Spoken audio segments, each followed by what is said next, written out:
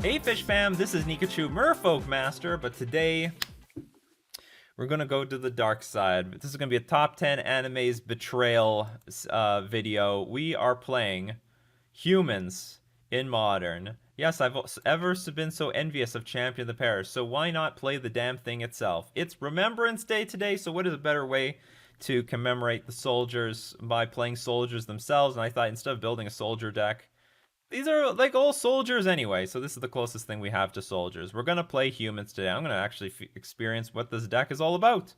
And if you love tribal decks of all sorts, don't forget to like, share, comment, and subscribe to the channel.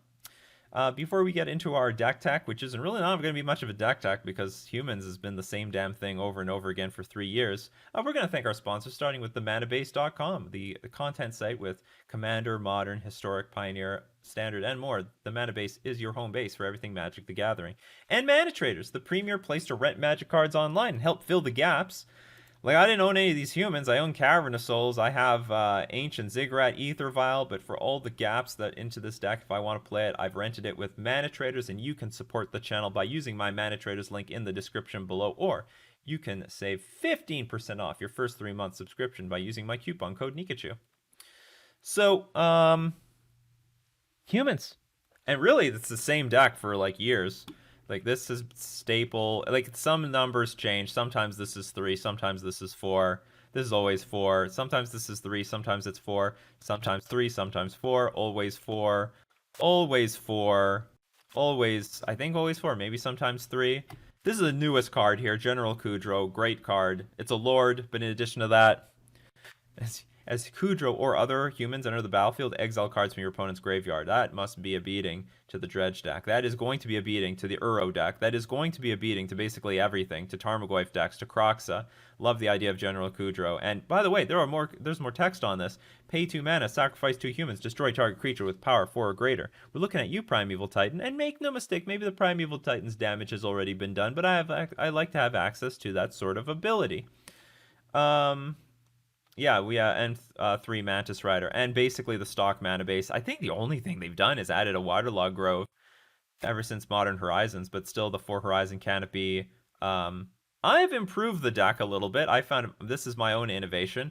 Humans usually plays with a basic island and a basic plains.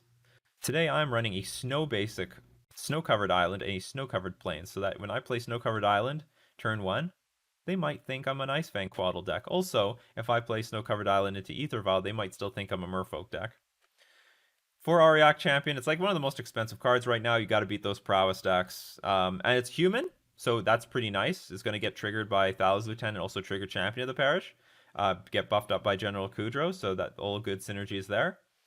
I've never played with Gaddock Teague. I didn't want to play with Gaddock Teague, but I've never played with Gaddock Teague. I'd like to see what this card does for the deck. I'm playing with 3 Relic of Progenitus just to make sure I don't lose to Uro decks.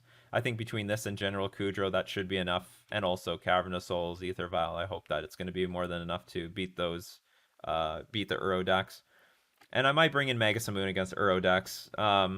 I mean, there's a chance that you just Magus them and then they die. Also there for the Titan matchups. Might be some other matchups I bring Magus to the Moon in. 2 Dismember, probably just for regular creature matchups. And Skyclave Apparition. I don't know how often I'm going to bring this in. I don't know what it's great against, but of course it's going to be some ensnaring bridge protection. So if my opponent's going to be playing a bridge, I'm going to make sure I have Skyclave Apparition to exile it. So, I mean, Deputy of Detention used to take this slot, but I'm going to be playing with the new Spice, Skyclave Apparition. Pride of the Wolves. Can't wait for Horizons 2. All right. This is it. Let's get into our Modern League. Let's see why this deck is so popular for so damn long. Sarkon Dragon. Dragon Souls. Follow. Thank you very much for the follow.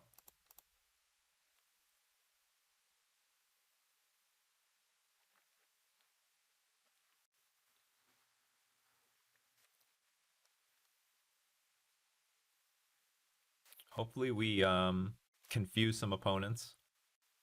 I'd love to go turn 1 Ether Vial off the island just to show them, nope, we're not playing Merfolk Day, we're actually playing humans. Gonna get those soldiers in there.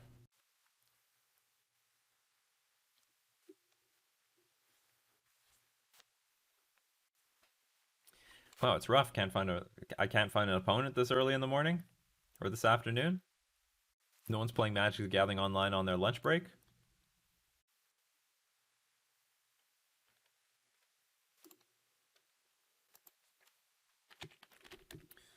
We lost the die roll. We don't have any lands. Same problem as Merfolk. So many 3-drops in this deck. Opponent says they're a fan. I have a land in this hand. I don't think it's worth keeping, though. I mean, I have a Champion of the Parish. Okay, if I draw a land, there is a lot of mana sources in this deck. You know, maybe I'm going to keep this, because if I draw a land, we can go, like, Champion into Thalia, into, like, Oh no, I still need a blue source for this Phantasmal Image. What did our opponent do? They kept 7 cards? I'm going to mulligan again. Okay, we can keep this. And we'll dump.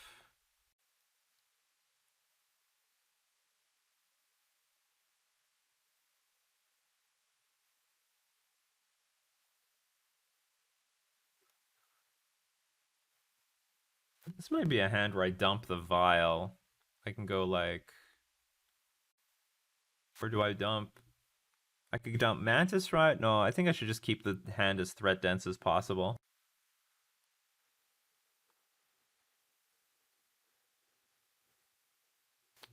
Could dump Vial. Actually, I could dump Vial Image and just hope to rip another land. I could go turn 1 Parish, turn 2 Parish, turn 3 Mantis Rider. Parishes will be relatively large, and I have a flyer in the air.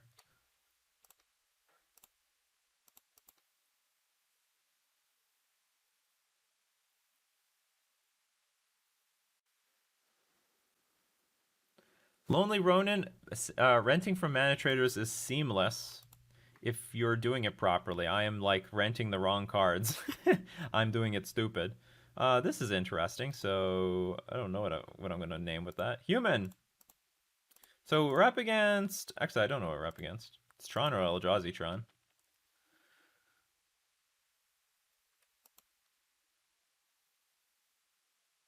At least we have some fight against it with Meddling Mage. What am I gonna name? Well, we're already up against Tron on the draw. This matchup from right here, it's like 50-50. So what do I not want to see? I guess Oblivion Stone?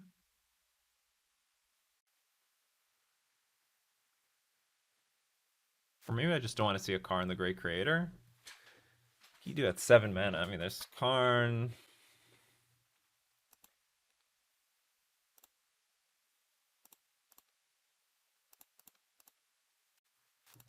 I don't know what the most common combinations of cards are. Imagine Karn the Great Creator is a problem.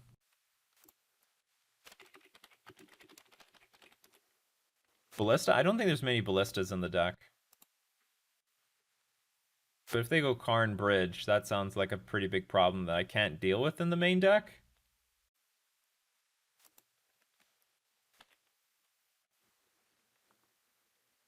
Mantis Ride, what did I... No, I didn't draw anything.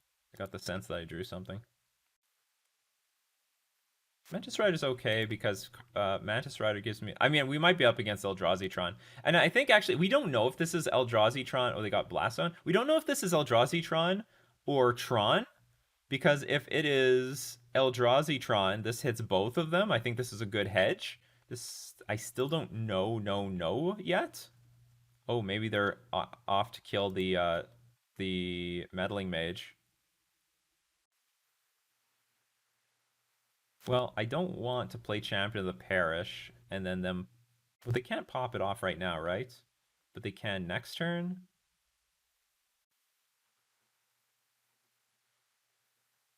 Okay, what can I do here? I have this Waterlog Grove. I could just play Mantis Rider. We serve for 8 damage, put them to 10. Play Champion. If we play Champion plus another creature, we win. Yeah, that seems fair.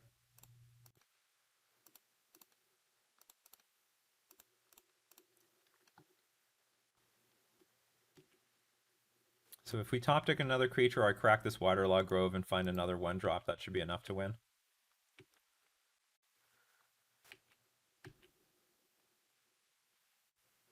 There's a lot of Lord-like effects in the stack. We can draw General Kudro, Thal's Lieutenant, so... They didn't tick up the Blast Zone. Oh, they just naturally drew Tron here. Okay, what are you gonna do?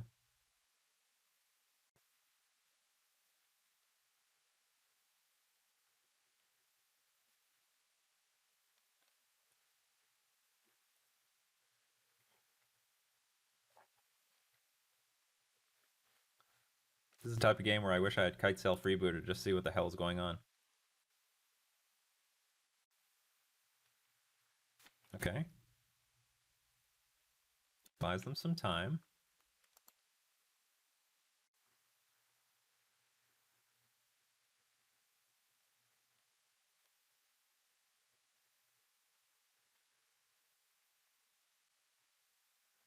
So they are sort of telling me they don't have Karn the Great Creator in their deck. Or Karn the Great Creator in their hand. I don't really know what's going on, because they had Expedition Map, they could have got Tron immediately. Maybe their hand is just all mana, or Ugin, or something. Or maybe they do have Karn, I don't know. They're gonna hold on to this. Okay, let's crack this Waterlog Grove and see what happens. Because this is really nice to hit in the air at the last second after they've wiped our board. I think.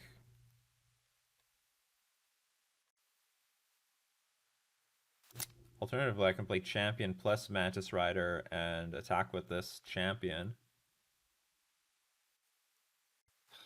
How much? You can have access to like 20 mana? Yeah, you know what? Maybe that's best. And if they play Ugin, exile 2 Mantis Riders, I'll have 4 power to get to... Like, I can attack for 8 this turn.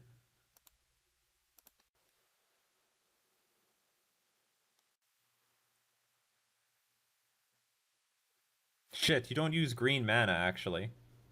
This doesn't... Wow, this sucks. This is a bad land. No!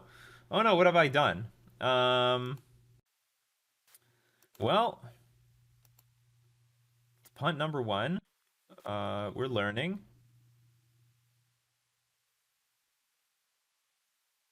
Well, if this is the case... Well, if I knew this, the only thing I would do differently is I would crack this Waterlog Grove first to see what I draw. Because I'm missing out on the 1-drops. That misplay will save me. Well, I definitely should attack first before I play this champion. Anyway, let's crack this, see if we can draw something relatively sweet. Nothing sweet.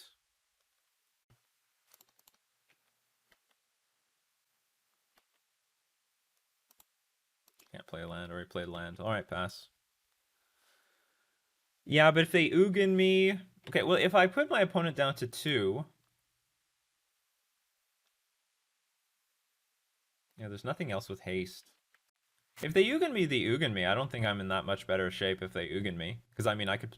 I'll Mantis Rider put them to 2, but it doesn't change very much. I'm more afraid of Ulamog at this point.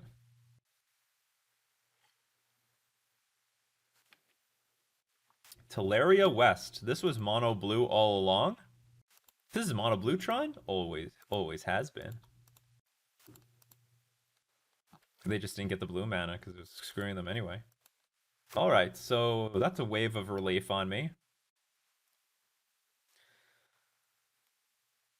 Chalice on 0.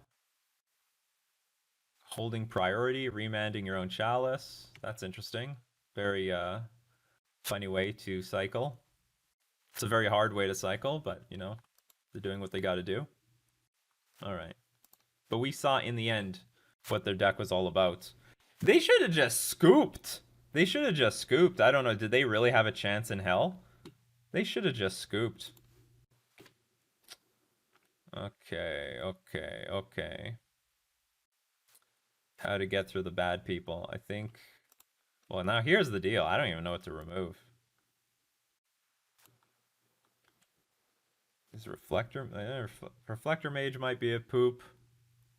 This card's probably going to be okay. Of course, any of the aggro cards are going to be great.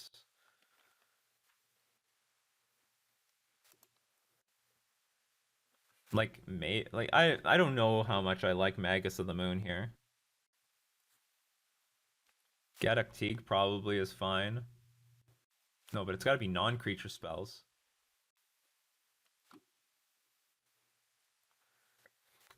Gaddock Teague might be good against some cards.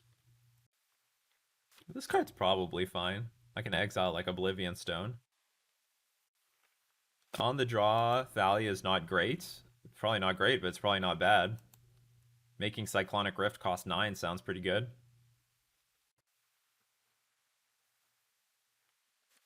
What's they probably play with like Thought Not Seer, so there's going to be some roadblocks. I really have no idea what I'm supposed to take out here. It seems like if I'm even taking anything out, it's going to be really light.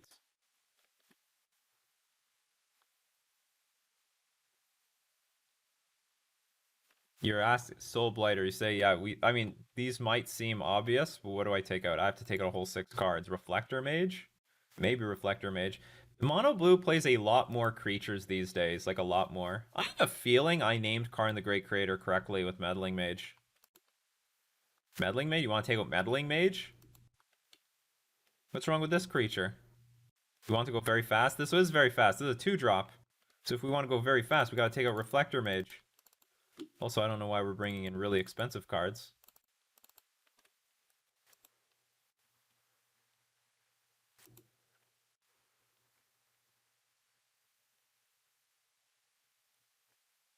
It might be good. Well, they usually. Well, I don't know if I have. Do I have room for Gaddock Teague? Maybe take out some Phantasmal images for Gaddock Teague because they do have Walking Ballista. But usually you get some value out of Phantasmal image. But we are dumping some of the Reflector Mages, so maybe this is okay. I'm not cutting Kudrow. How dare you? That's insane.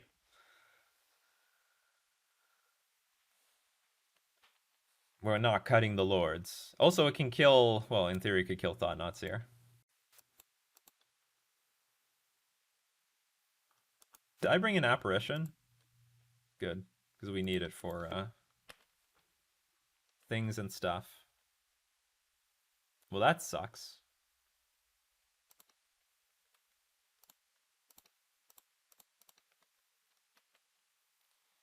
I guess our next turn's gonna be like champion into Thalia.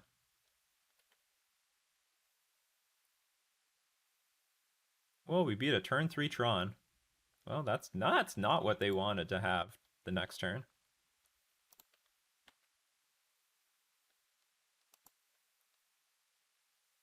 Another champion.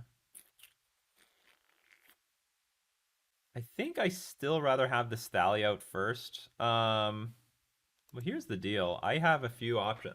I don't know if putting the champion in play first and them spatial contortioning my champion in response to Thalia is worth it, but it does slow down their expedition map a little bit. Is the 1 damage worth it? Because I'm gonna follow up with like champion into. Or I mean, I have a completely different line. I can go champion into noble. Like I can play champion into noble hierarch into another champion. I can play 2 champions. They don't do anything meaningful this turn and hold up Thalia for a further turn, but they have a lot of. I know this deck has a lot of removal. Like they bring in the removal.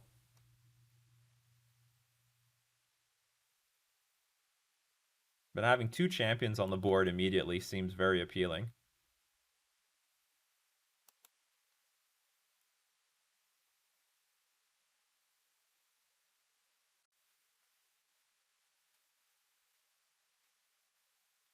All the 1-drops, every single one.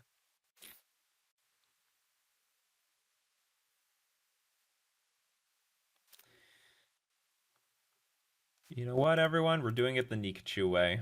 The slow, patient way. I know they've got removal. I know it. I know they always have removal. They might get Blast Zone, though.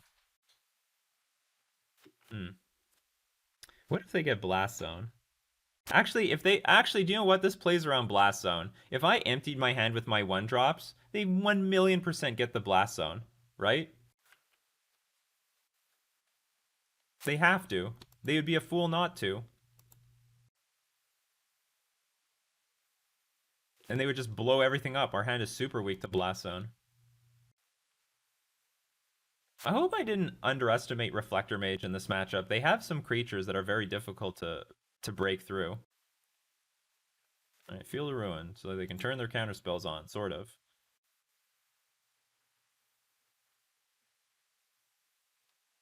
They're on counter spells. They have some, like Remand and Condescend.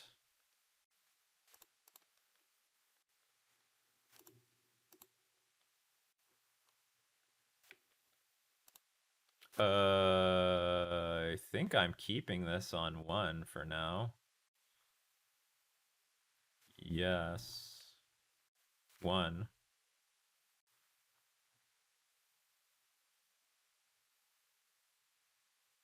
I cannot use this. Oh, we have an island. Check it out. I got my snow-covered island.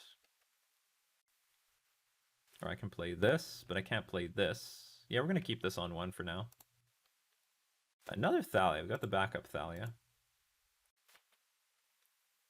Okay, go, go, go, team.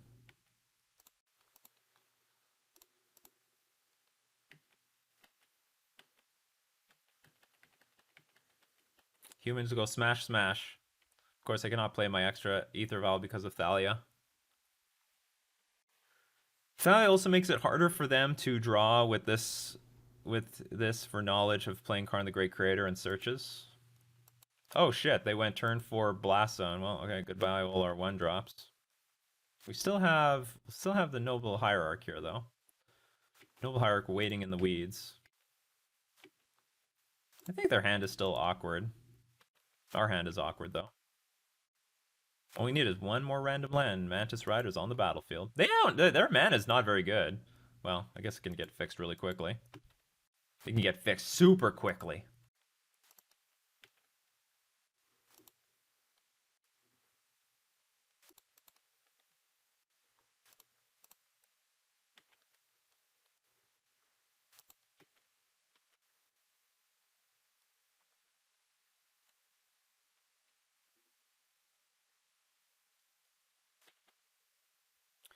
Hopefully they don't Ugin us. They can do anything now.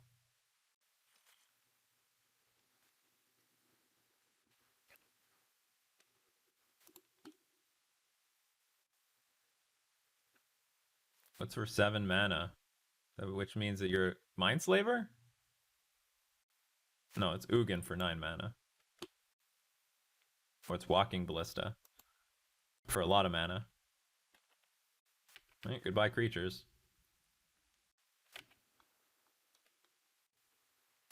Now we do have the backup Thalia. Sort of.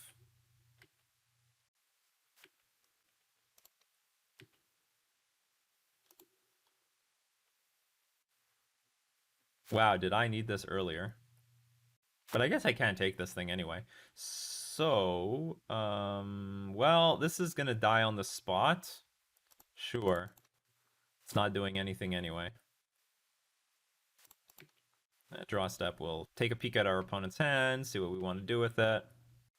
At least get information for going into game 3. You know, this might not be completely over. I mean, if we rip Magus of the Moon, that might go a long way.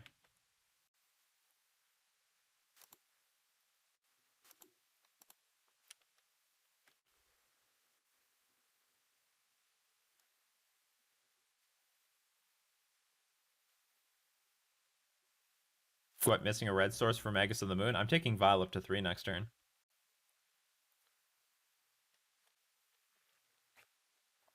Also, my mana base is really good for Magus of the Moon at the moment. Entrancing Melody. Gain control of target creature with a converted mana cost X. I certainly don't want you taking my creatures, but then there's Thirst for Knowledge. Draw 3 cards, discard 2 cards. This is technically removal, so... But you can't actually do anything with this stuff. This is a sorcery? I think I'm going to take the Thirst for Knowledge. No, I can't take anything, but reveals their hand. Choose a non-creature, non-land card from it. Exile that card. Okay. Can I choose something? Okay. We'll take the Thirst for Knowledge. I guess if you steal this, that's not good value either.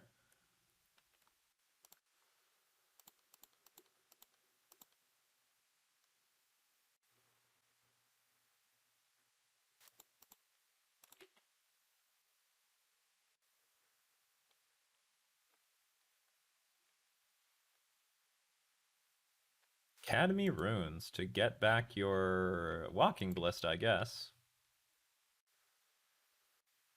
Okay, we need a General Kudro. Where are you, General Kudro?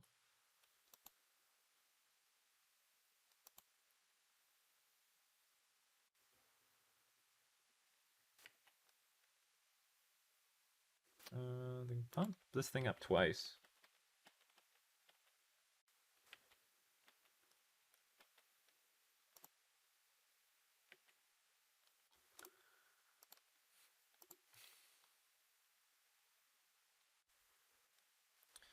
Pretty lame. I think we're mostly cooked here.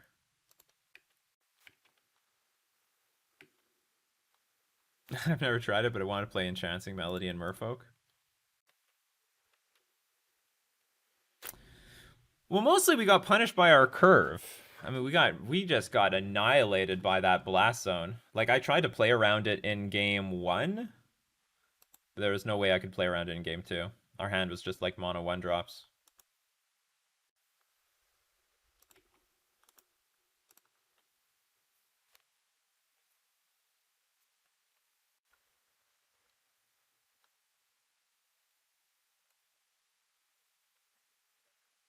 They might have. I think Soul Blighter. They just had it in their hand.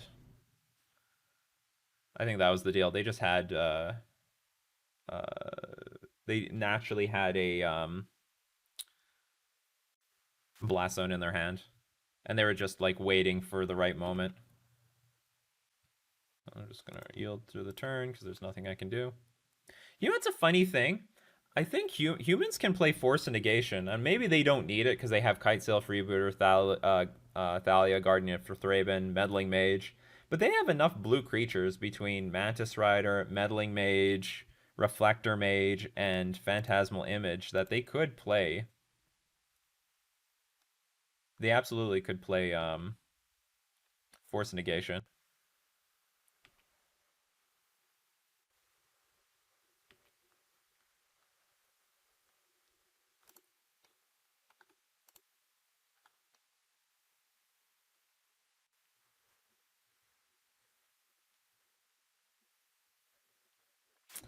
I think we can go to the next game.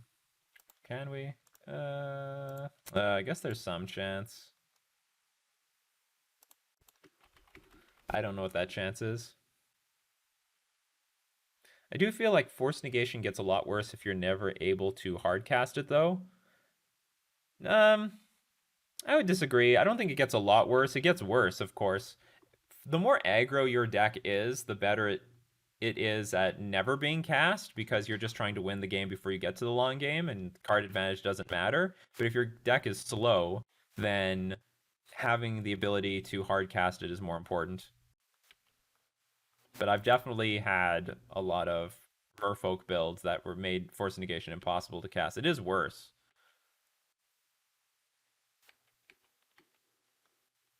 So what am I looking for here? Like, even if I play Magus of the Moon, I don't have any answering to this Walking Ballista. Guess I'll keep this on 1 just in case this Noble Hierarch does something. Do something at my draw step? You want to do something? Do you do anything here? You do fuck all. Based on these cards, it looks pretty bad. Oh yeah, I need an Apparition. Apparition would be good. I'll take an Apparition at any moment. So the plan is to hoard cards in our hand until we find an Apparition. I guess equally good in this spot would have been a Deputy of Detention, because once you exile the Ballista, I mean... Oh, you know what? It's not gonna... Apparition's not even gonna work, because all they have to do is sacrifice their Ballista, goes to the graveyard, then they'll just Academy Runes it. So Apparition does not actually answer Walking Ballista here. It looked like a good idea, though. What I need is some sort of... I need Collector Roof. But this is not really a deck I'm trying to gun for. Collector Roof would be good in this matchup. Shut this off, shut this off.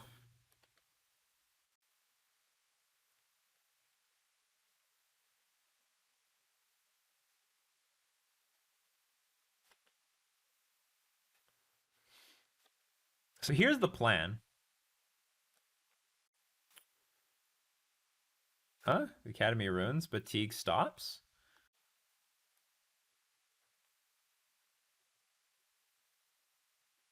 I don't get it. Gaddock Teague doesn't stop. Does it stop? It doesn't stop Walking Ballista. Non-creature spells with X. You can cast Ballista. Ballista's a creature.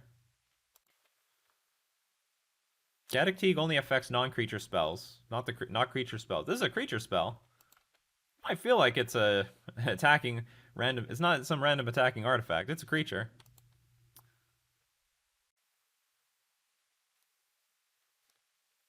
I mean, that's what I didn't. I didn't actually want to play with this card in the sideboard. I actually did not want to play with this card because I'm like, what does this do? But I've never played with it, and so I at least wanted the opportunity to see, what does it actually do? Because the last night I was looking at all the top modern lists. I'm like, does Gaddock Teague do shit? Because I had no doubt that I wasn't gonna change the main deck very much. I guess we can put this to 2 now. But the sideboard was up for discussion in my mind. How do I get this Mantis Rider on the battlefield? Yeah, Ballista's a construct. Ballista is literally a creature. I'm getting beat down by this thing.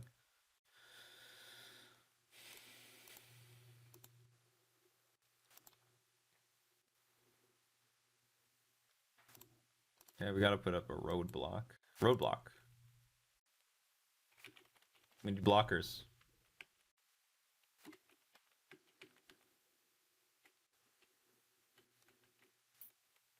Yep.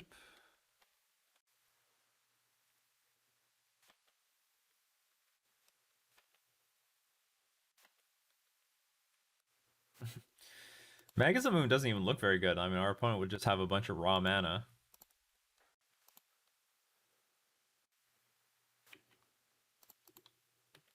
Still don't know what I'm looking for.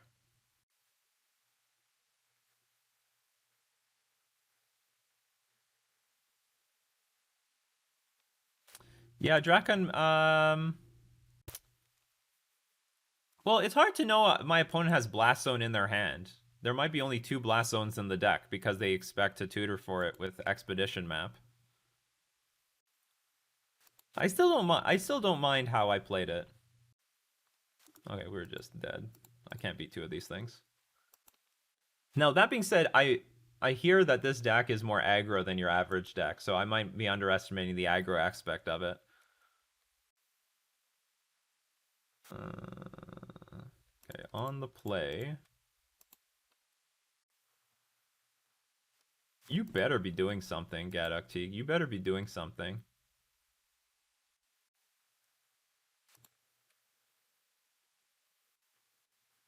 I'm just gonna run it back on the play.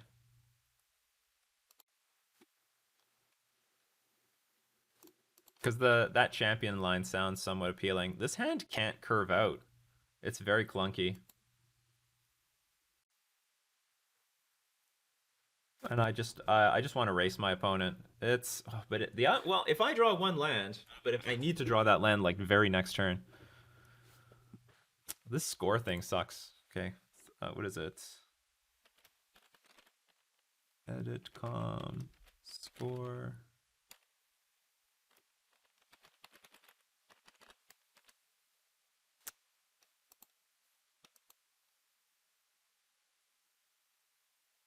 So we're 0-0 so far. I really want to mulligan this hand. But there's 2 Kitesail Freebooters. Am I underestimating this card? And then I get to Meddling Mage something. I could Meddling Mage Walking Ballista.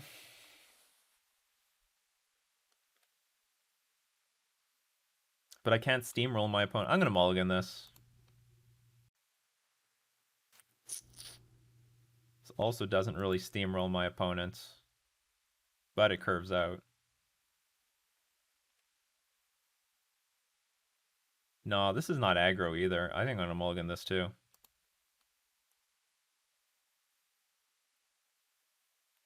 This is a little bit more like it. This is a little bit more like it. Still not beautiful, though.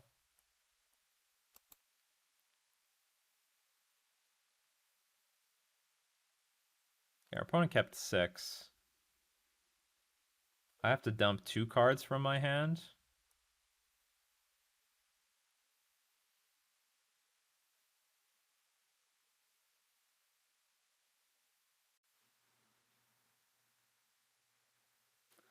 If I keep Ether Vial, I need to at least keep this Canopy.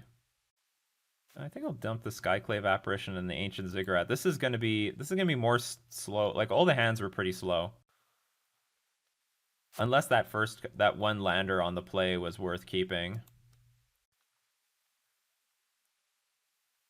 This looks so similar to those other hands too. No, maybe I'm gonna dump the Skyclave and the Ether Vial. I'm gonna be vulnerable to counter magic, but so be it.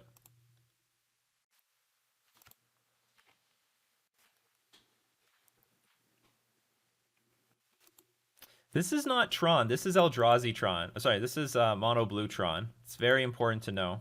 Note. You can't confuse the two.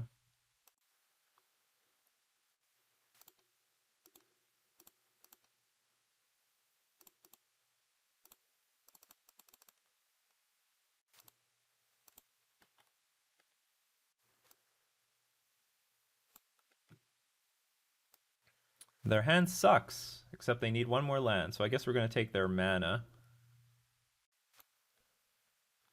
Or do I just take the Ugin? Or I can take the Talisman so they don't have any ramp, and then I can name Ugin with Meddling Mage. It's funny, there's 2 triggers. I look at the hand first, then I choose something. That's stupid. So I'll take your ramp away. Because there's like a lot of 4 mana cards that they could ramp into. Wow, it does it twice. That's so awful.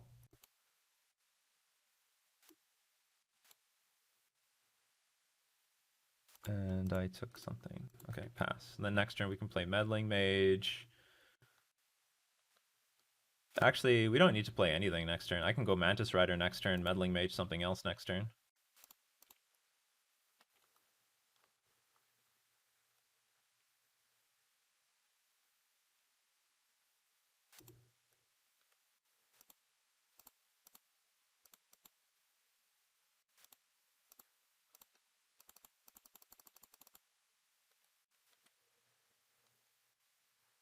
Oh, they're just going to use this to scry.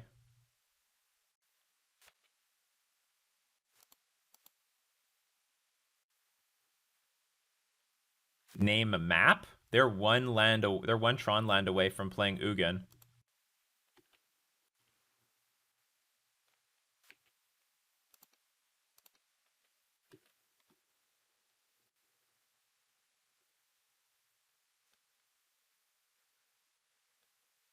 Okay, yours is mine. Or you want me to name Engine?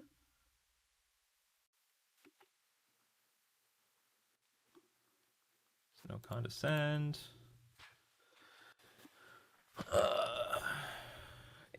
I can't tell if they miss a land. I have no idea. Like all the land drops we see is exactly as we know.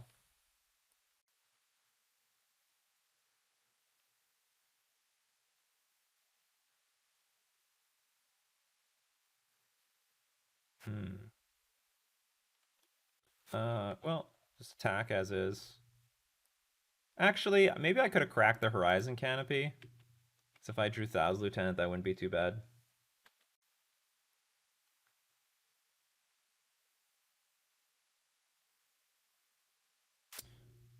Well, if you play Engine, I don't have an answer. If you play Ugin, I also don't have an answer. I can beat a Wormcoil? I have no idea how I beat either of them. I guess I'm gonna name... I guess we'll name Ugin. Ugin is just brutal.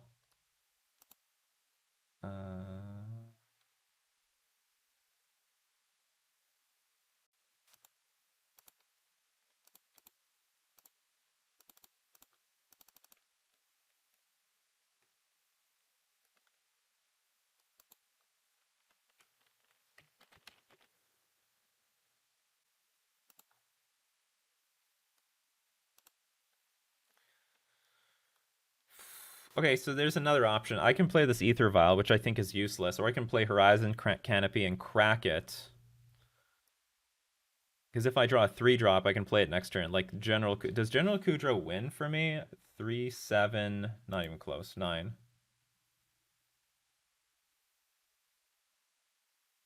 I think honestly, um, well, I guess we're just preparing for a worst case scenario. This thing can ramp into well, I guess this thing could ramp into anything.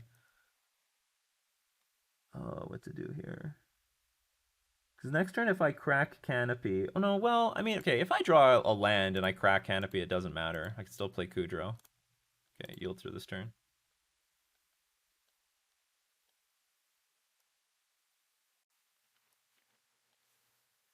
Okay, Meddling Mage getting bounced.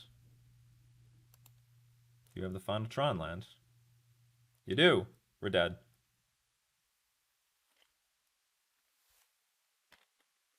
We're dead. It's over. Only 3 damage.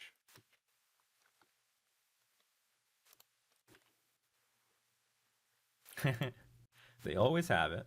Now, mind you, I tried to mulligan for an aggressive hand. I tried. But we didn't. We just couldn't find an aggressive hand in our top cards.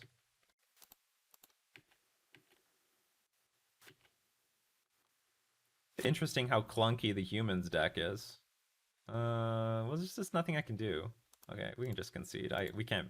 I wouldn't be able to beat an Ugin as a Merfolk deck. I can't beat an Ugin as a humans deck.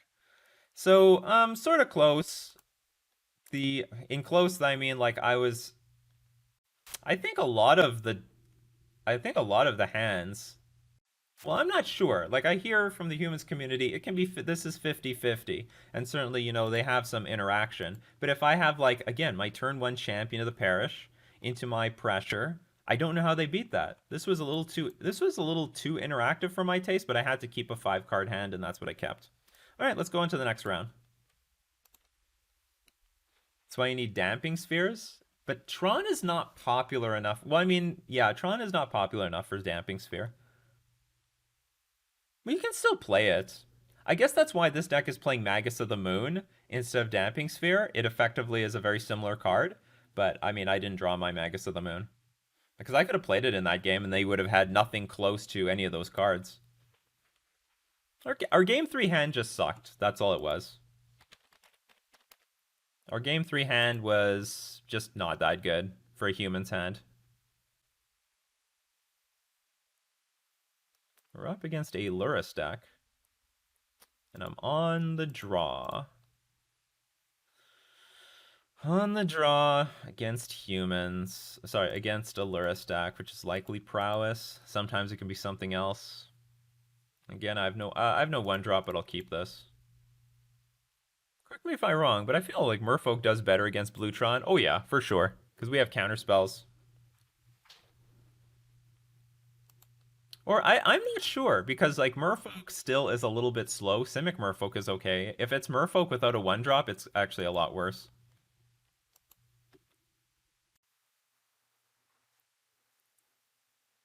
Our opponent kept 7 cards. What, you would want me to mulligan this? I would definitely not mulligan this hand.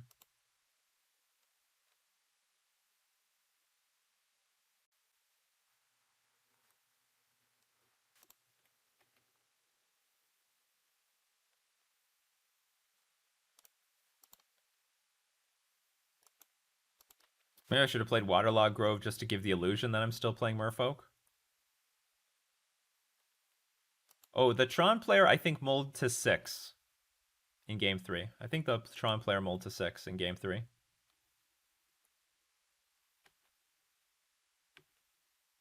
Well, it's going to cost a lot of creatures, but it's possible to blow that up with Kudro.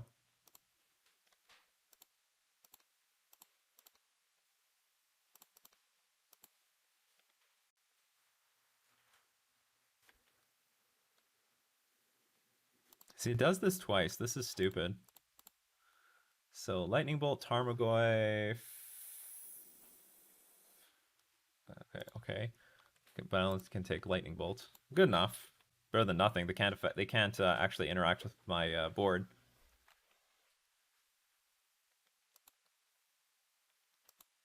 Oh, you got to be kidding me.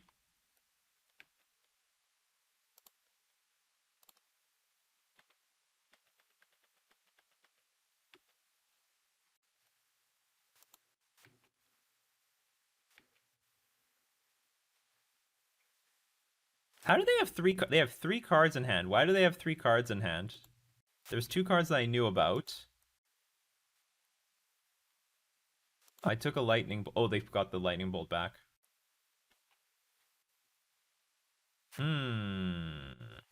Okay, so now how do we do this? I guess we bring the Kite Sail Freebooter out again, and then we need to like play Thals Lieutenant as a blocker or something.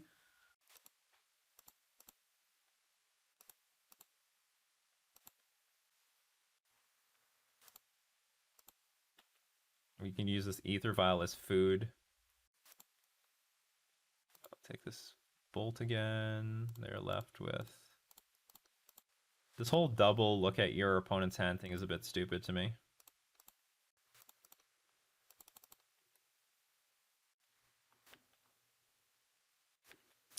Yes, having no one drop hurts, as it does with any deck.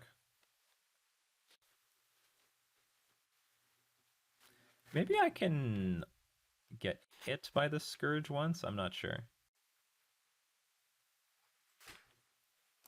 I'm willing to double block here. Just hope my opponent doesn't have any removal. They're just bluffing.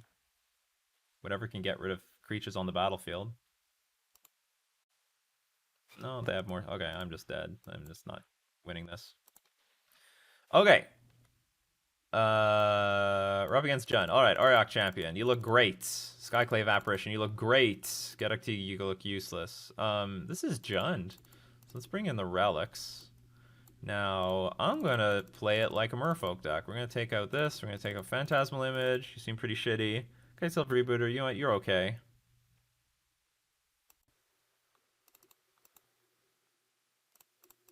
The rest of this looks great to me. 19 lands, 4 vials. Maybe, is Magus of the Moon? Magus of the Moon's probably awkward. No, I need Dismember. We can get rid of some more Kite Seal Freebooters. Because I just can't expect this thing to actually stick on the battlefield. Or maybe Meddling Mage is worse. So without information about my opponent's hand, it's probably useless.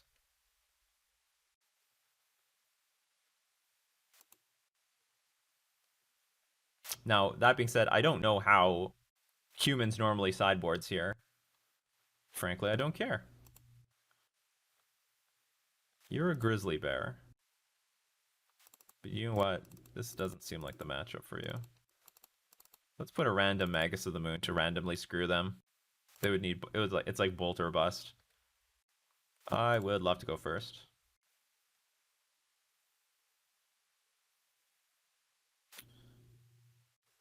This does not look good. But I will keep it.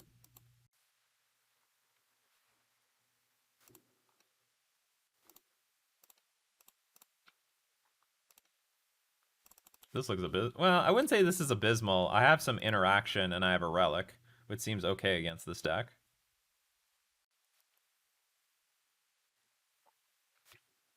Shit, they're gonna know exactly what's going on here. My hand is threat light.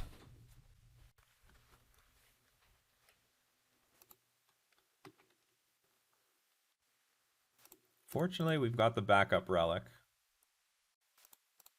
But I need at least one more creature to slightly turn on this Champion of the Parish.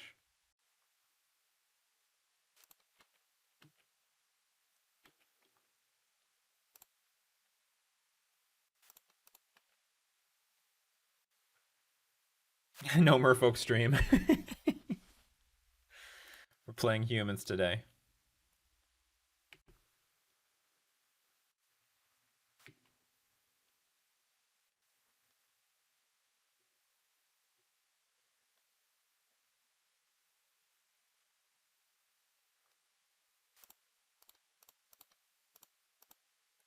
Hopefully this doesn't turn on their Scourge.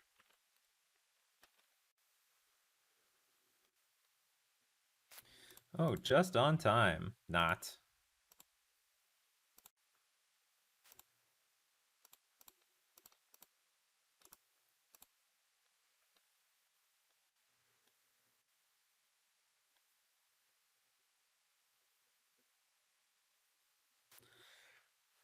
Time to slog through all this crap. That's a bit awkward now that if I... Well, I guess I can attack into the Tarmogoyf. And Tarmogoyf will die. Or actually, it won't. Okay, that was a pretty good draw.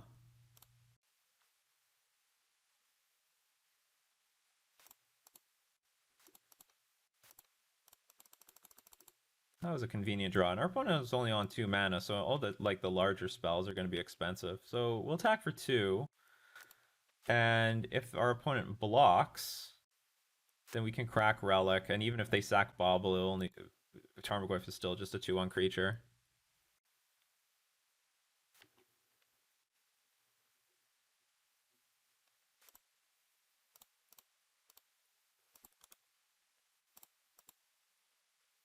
I missed the rest of the Merfolk Stompy League. Was it just a dumpster fire, or do you think there can be some merit to it? It was a dumpster fire. I mean, maybe there was some merit to it, but I didn't find the right build right off the bat.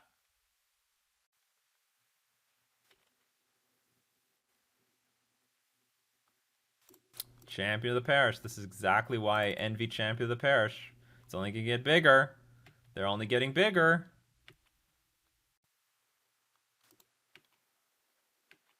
Almost might have been worth just cracking Relic there to find another creature. Interesting. They chump block with their Tarmogoyf.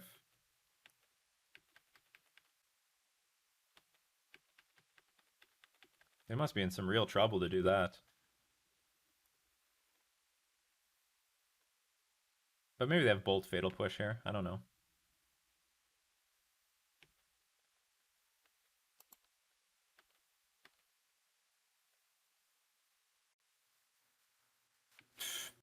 Easy attack with this human.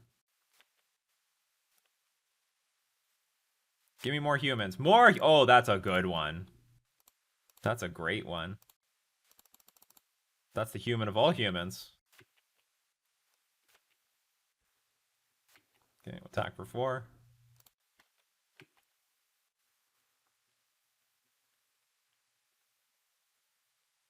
Oh, you have Fatal Push? Oh, you have Dismember? I guess I'm okay with that.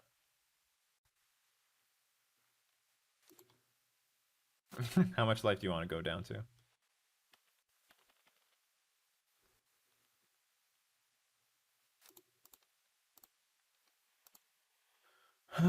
Well, they have a lot of action. They're just not... It's just clunky. They can't curve out. Even though they're sort of playing 2 cards a turn. They've played something every turn. They've killed something or played a creature every single turn. Okay, they got 3 mana now. What's it gonna be?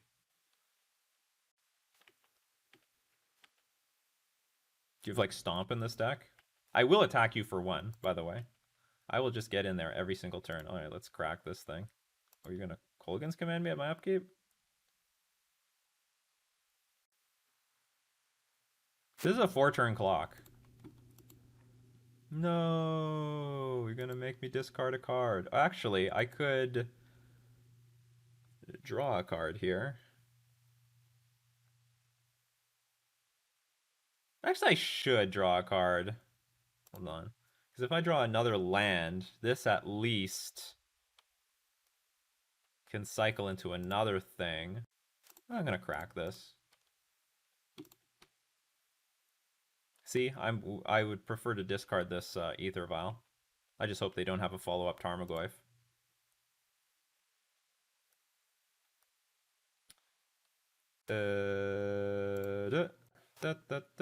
Actually, I should crack it right now, because I could draw a lot of 2-drops. Ooh, that's a good one. What's going on in that hand over there? It's not bad. I gained some life. Temur Battle Rage and Death Shadow, neither of which I'm concerned about. Can only take the Temur Battle Rage, gain some life, attack for 1. I guess I should be a little concerned, because Death Shadow is going to be really big soon.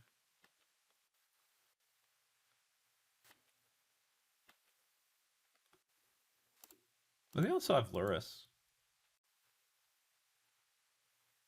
I just have to make sure Kitesail Freebooter doesn't die. Cleansing Wildfire.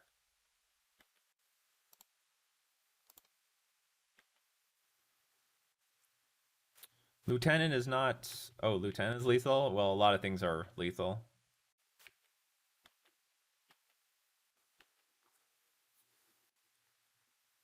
Okay, I gotta keep Auriok Champion on the battlefield.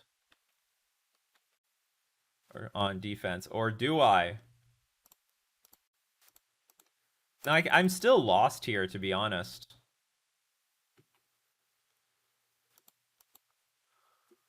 I might as well pick in the air with Kitesail Freebooter. If they kill Freebooter and Battle Rage, I'm dead.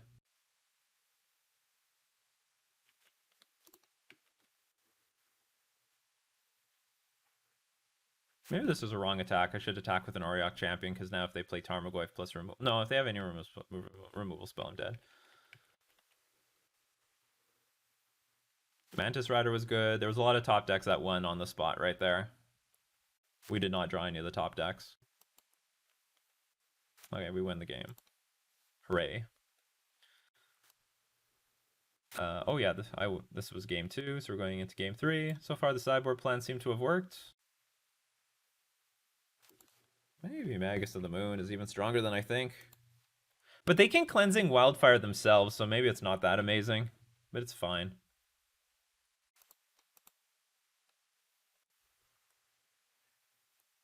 Reflector Mage looks awesome in this matchup.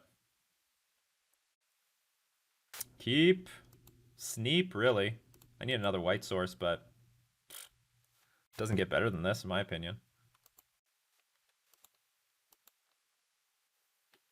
Okay, which one do you want to take? Hopefully you don't have too many of these.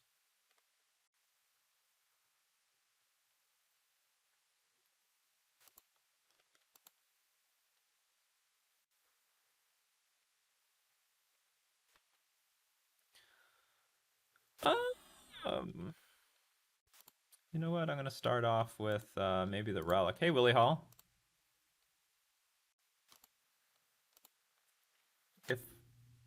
If they play, I don't know, Scourge of the Skyclaves or some... Not Scourge of the Skyclaves, on my life total's at 20. If they play something like Tarmogoyf, it's better to have this out first.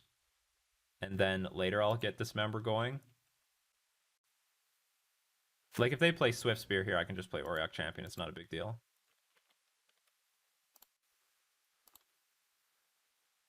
Oh, we drew this island.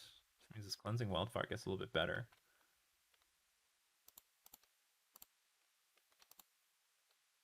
Okay, we do not draw what we need, but I guess it's not a big deal. Ether Vial's okay.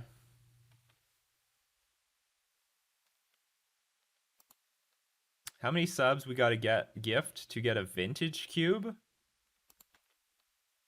I don't know. I didn't plan on anything like that. What am I gonna do with this thing? I guess I should just kill it.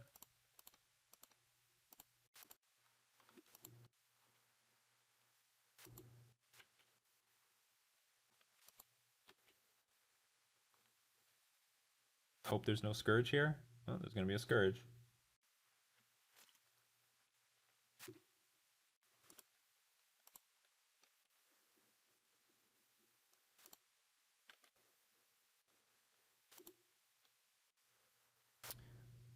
Wow, I really needed this to be a white mana source twice.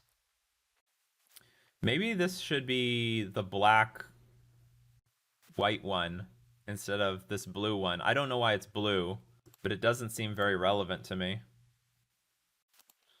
Well, I guess it's not bad. I can still Reflector Mage. It's not really that bad, but I won't have Relic up, but it's okay.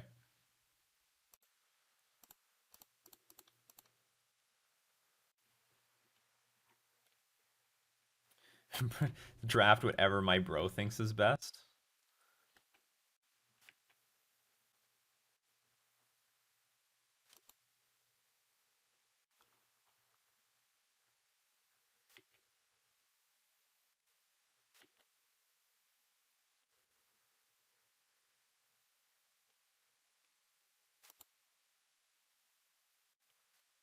Is this going to be actual Death Shadow now?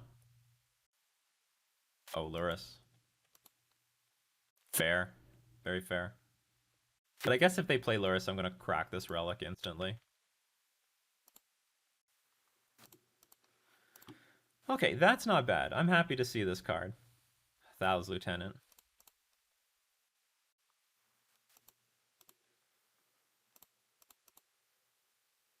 We're going to get a big Auriok champion.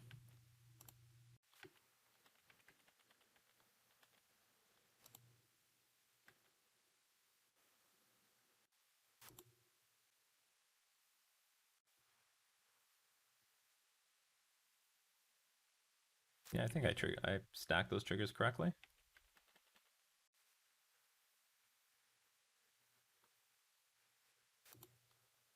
Okay, they have a Scourge of the Skyclaves and a Lurrus in their hand. Okay, there's the Scourge, which is met by this. Might just gain enough life that this thing's just gonna die. I mean, what's the point? Were you gonna play Lurrus now? And then next turn, if I play 2 creatures, Scourge dies. Yeah. You didn't think that one through, did you? Neither did I. Target player discards a card. Oh no, I won't. Gotta keep this one. This is a pretty good card. That card I can dump. I don't care about this card.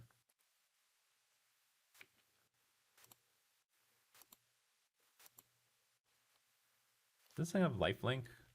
No. Ooh, that's a deadly combination. Lurrus plus Mishra's Bauble. All right. Oh no, but General Kudro will get rid of the Mishra's Bauble. General Kudro is fucking amazing. All right, so I'm not even gonna crack this Waterlog Grove. We're definitely taking the Vial to 3.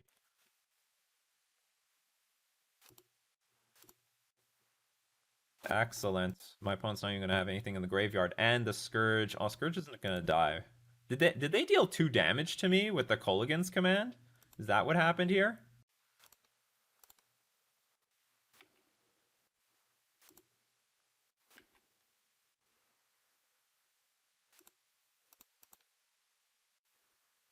Oh, hold on. Okay, I will deal with that. Yeah, there's a I forgot to post the deck list. This thing feels like it should have lifelink. I guess I can just attack. Like, what's this 2/2 Scourge of the Skyclaves gonna do?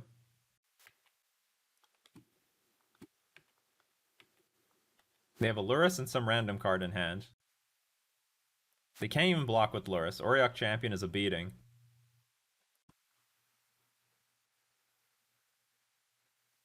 This card is stupid. This should be a 4 of in the deck or something. I don't know. Look, this thing's getting weaker and weaker the longer this Auriok Champion remains on the battlefield.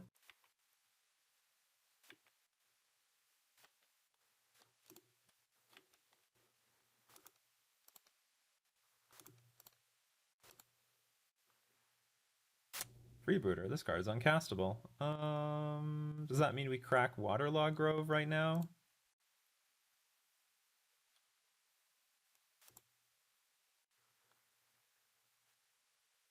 Try to draw a black source. We drew the black source. Okay, let's get some free information. Oh my god, the triggers. This is ridiculous.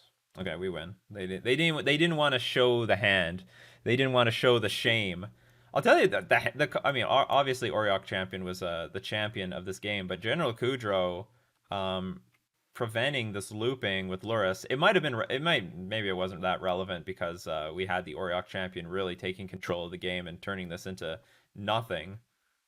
How's a 2020 creature? How does Magic the Gathering Online work? I guess as if someone concedes, their life total immediately goes to 0, and that's how they know the game is over. All of a sudden, it's a 2020. All right, with that, we're going to go into round 3. Before we get into round 3, I'll quickly update the deck list on Cardboard Live. Sorry about that. Export. Humans. No, I don't need to change that.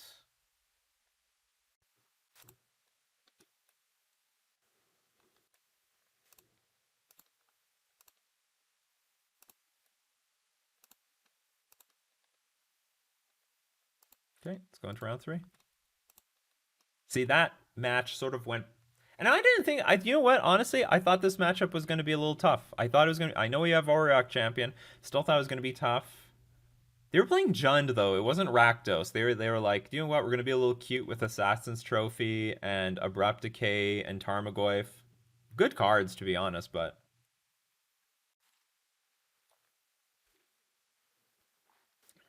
yeah, Auriok Champ. I think if you're running any white, you just go all in on Auriok Champion.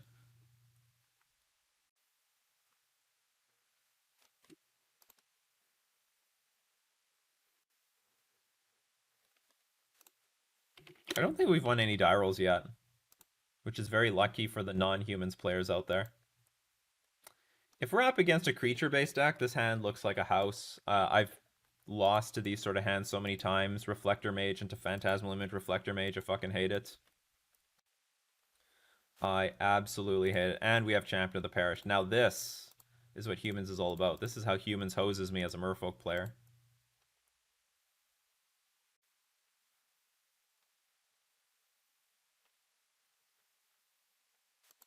I've been stomped by humans so many times. Where are the hands where I get to stomp other people? I'm in somebody's video. You too. Oh no, we're playing against the thing. Oh, the ugly, ugly, stupid combo deck. Great. What do we do with this champion of the parish now?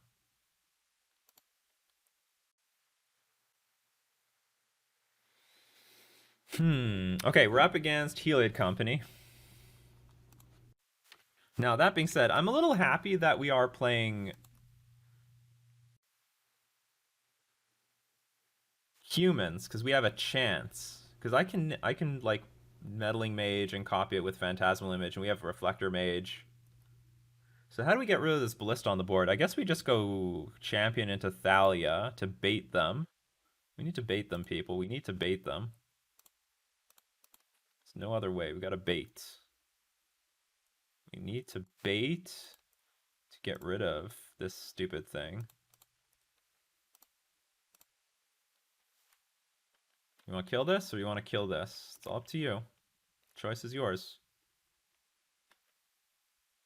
We have access to Reflector Mage into Meddling Mage next turn. Okay, Heliod, half the combo's out. Technically, they could win next turn.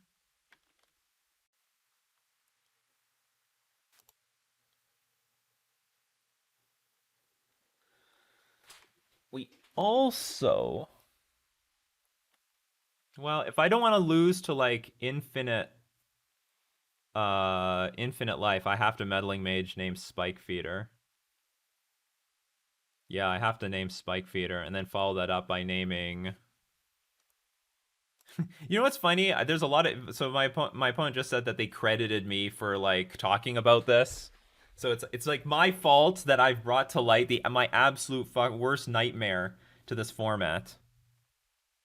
But damn, do I feel a lot better about it now that I have things like Reflector Mage. Okay, so here's an interesting thing. If we play Reflector Mage, on cancel. Will they eat it? If we play Reflector Mage here, and they use the Walking Ballista on Thalia, I think that means they have a second Walking Ballista. And we actually Meddling Mage named Walking Ballista. Yes, that is how it goes. So, or they have Collected Company. Because I could have attacked with... Well, I guess they could have blocked Champion, killed Thalia.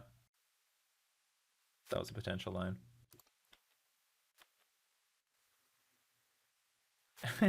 Absolutely hate this matchup. They have it more than Tron.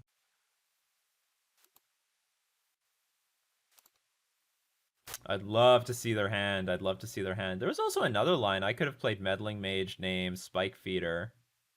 No, but then I can never play in Phantasmal Image because Walking Ballista is always on the battlefield.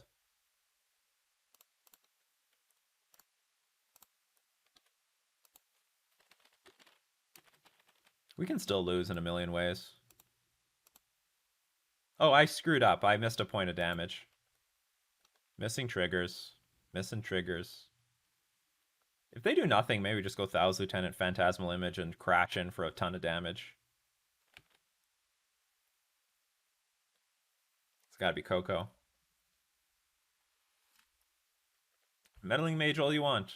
You can still put the creatures directly onto the battlefield. Fuck off. And Ranger also finds the... Okay, I think we can just concede. I don't think I can beat Infinite Life. It's fine. Okay.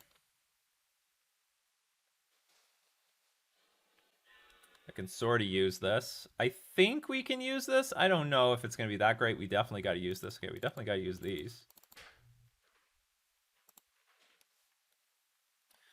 I think Reflector Mage is okay. I think Mantis Rider is okay. I can't remember if maybe Thalia is not that great.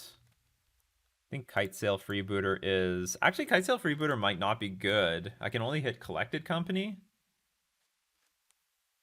Why do they always have... They just have it. They always have it. The deck is incredibly consistent. The only real key card that they need to put onto the battlefield, I guess, is Heliod. I can't take that still. It's a creature. But I can hit Coco, and I have... No, you know what? I'm going to keep Kitesail because it's a flying creature, and I may have trouble putting pressure on the battlefield and dealing damage. Maybe with that in mind, Thalia is the weak link. Reflector Mage might be awkward. Anything I do can get undermined by a Skyclave Apparition.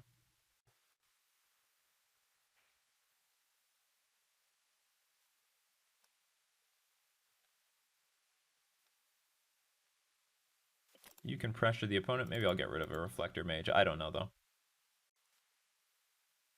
Kitesail can also tell me what to name with Mage. But I need both of them. I mean, it's a great combo, of course. I get the sense that my best shot is actually just going straight to their face and killing them. That's probably my best shot. With a little disruption.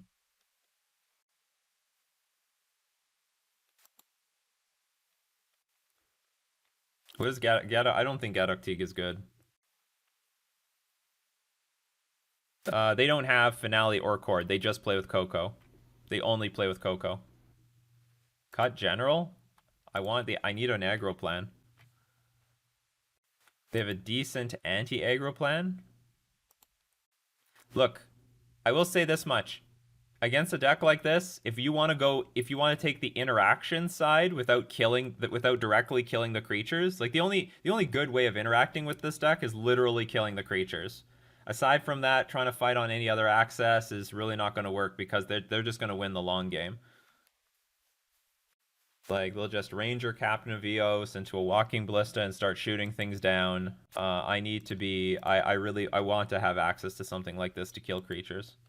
To attack my opponent for lethal damage.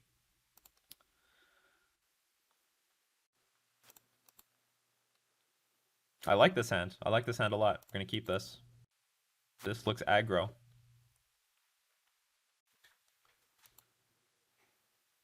I guess we're going to go champion into Mantis Rider into Thou's Lieutenant. What deck preys on this combo?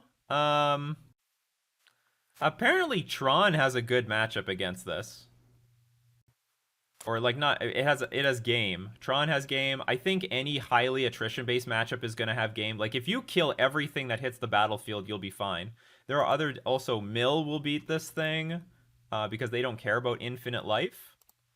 What else? Like decks that win that do not care about how much life you gain is puts you in good shape.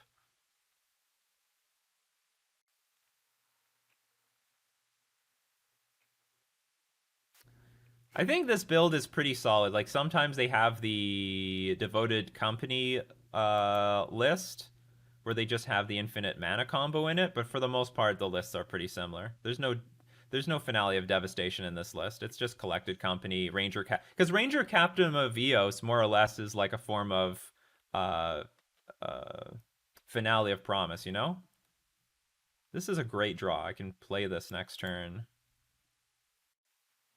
Let's see, play this off of a white. Because I can play this, name human, and then dismember whatever they play.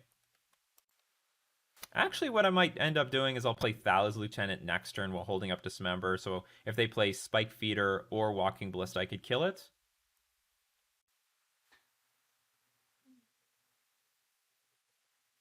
I have no idea what Everlasting Torment does, but sounds if it has a chance at beating this, it's all good with me.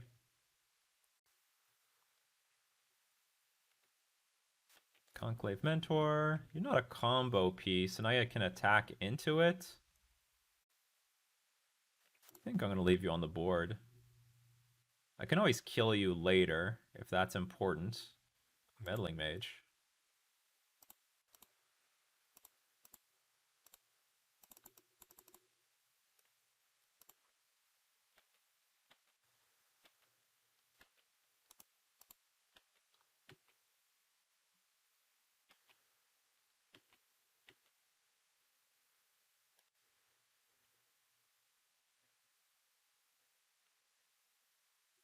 Like, if they go Heliod here, they die, because then I go Dismember this, Mantis Rider, kill them. Ballista on 1.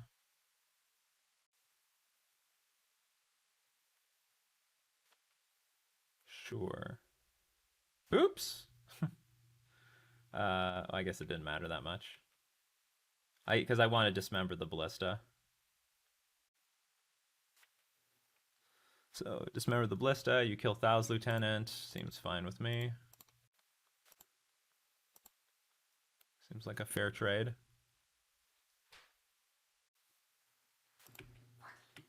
I didn't want to kill the Conclave Mentor. What, did Chubby Meatball knock a plant down or something? Oh god. Ooh, nice. That's a nice one. Hopefully. Or it could be a useless one.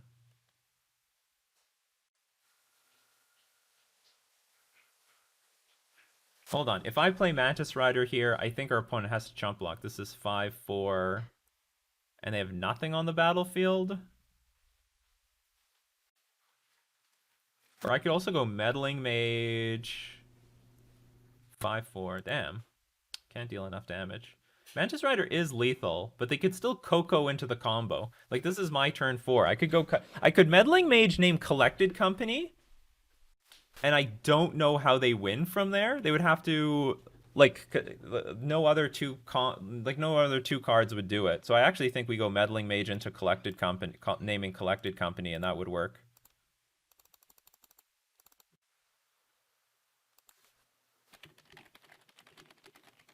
Because if I go Mantis Rider, Bash Face, they just block one of the Champion of the Parishes, but does not actually mean.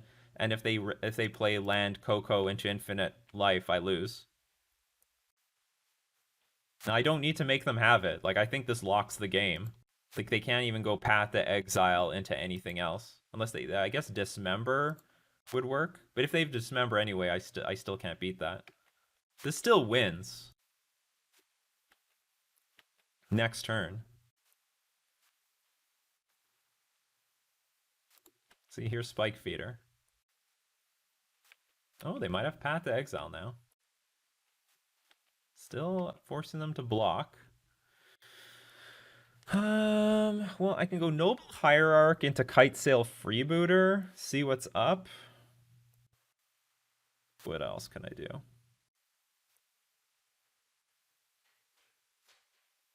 Because otherwise, if I played Mantis Rider, they just block the game. Well, they'd be at a lower life total right now. Oh, your opponent is. Oh, this is my opponent is the Italian streamer.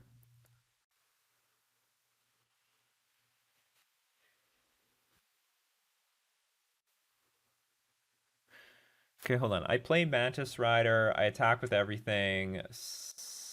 I get in for 3, 8, 9, 10, but they gain some life. So I actually cannot kill them this turn. It's impossible. The problem with M515 with Surgical Extraction, and the same problem with Pithing Needle, you have to hit both parts of the combo. They can combo off with what? I mean, it depends on the deck. Like, but a deck like ours, we fear infinite life and infinite damage both ways. So Surgical Extraction doesn't actually deal. It only deals with one half, and they just play the other half when it comes up. We do need to deal with Heliod, but it's hard to get Heliod into the graveyard. I think the best line is to go Kite Sail Freebooter and then Noble Hierarch.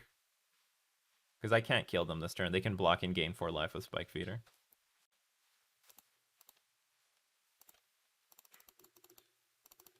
And look at their hand 12 times.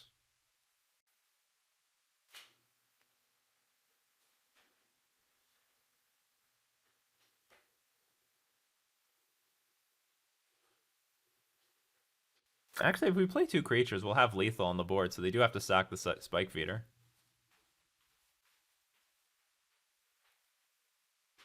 It's tough to stop the combo. If you have infinite removal, it can work.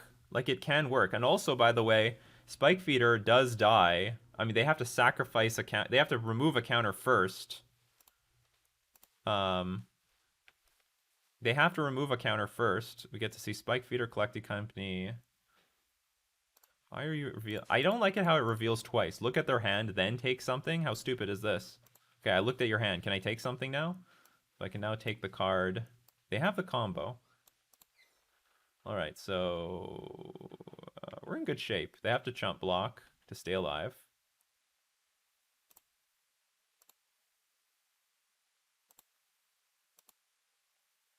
I can attack with everything. Because if you block here, gain 4, you go to 13, and I'm dealing 13. So I can attack with the Meddling Mage. It's just good to know that they don't have Path.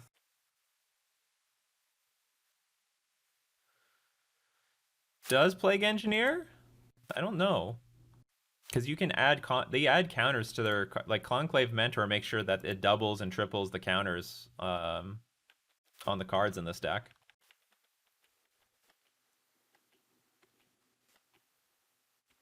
I guess it's worth bringing in.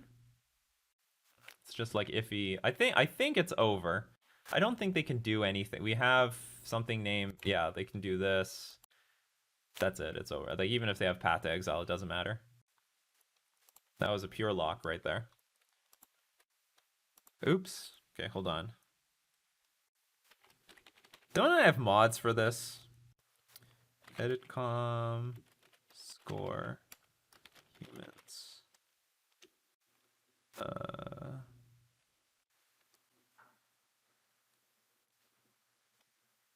Humans 1-1. Yeah, we're just 1-1 so far.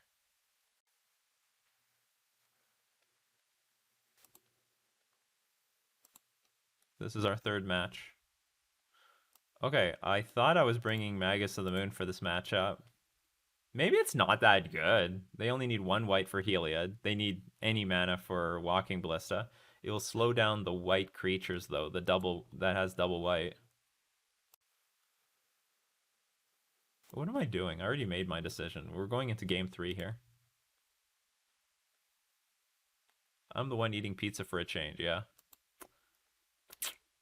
This hand actually doesn't look very good. They kept 7 cards. I don't have a 2-drop. I better mulligan. And there's nothing interactive here.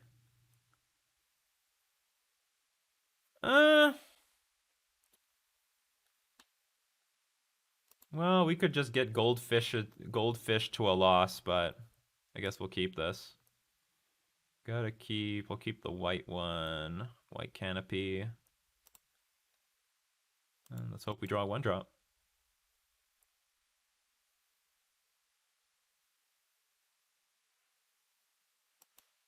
That could be a problem. All right, there's some ramp.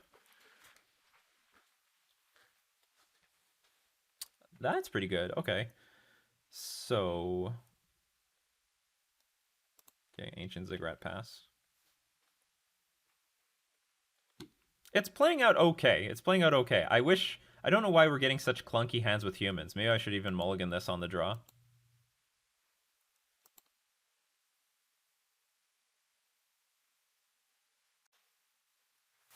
Okay, Heliod Suncrowned.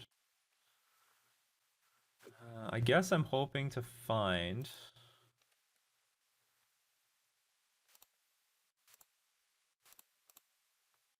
There's only one thing I'm hoping to find, actually. I'm hoping to find a Collected Company. Well, there's two of them, and they don't have the mana, so we have a chance. So they have Collected Company and Conclave Mentor left, and another Heliod Suncrowned. All right, don't rip a land. Actually, don't rip anything. They have so many draws. Oh, actually, Collected Company doesn't necessarily win. They still need to find a combo piece. It actually specifically has to be Spike Feeder.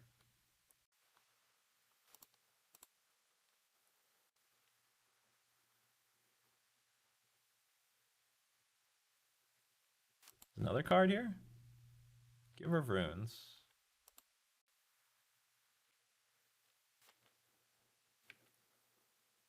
That's okay. I got another one.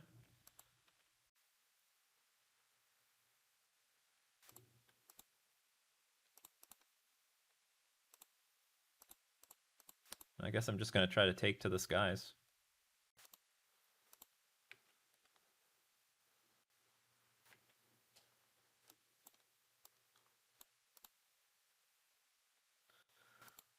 Again, Conclave Mentor, and Heliod. I guess ideally I want to draw a land so I can just play Image Thou's Lieutenant into Image copy Thou's Lieutenant and just try to attack for quite a bit. Okay, here's the Mentor. Ooh, shit. They're actually attacking for quite a bit now.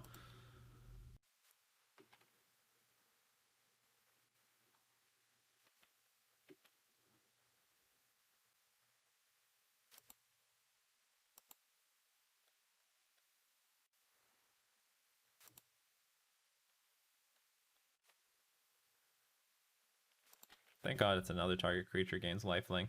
Getting hit for 5 with lifelink would have been brutal. Okay, they have one card left.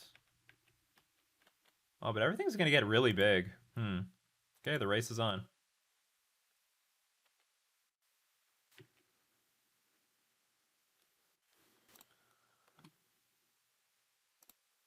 Skyclave Apparition. Again, we had no one drop. I feel like I'm complaining about the same stuff I complain about with Merfolk, but this deck has like way more one drops. Noble Hierarch, Ether Vial, Champion of the Parish. Where's our Champion of the Parish?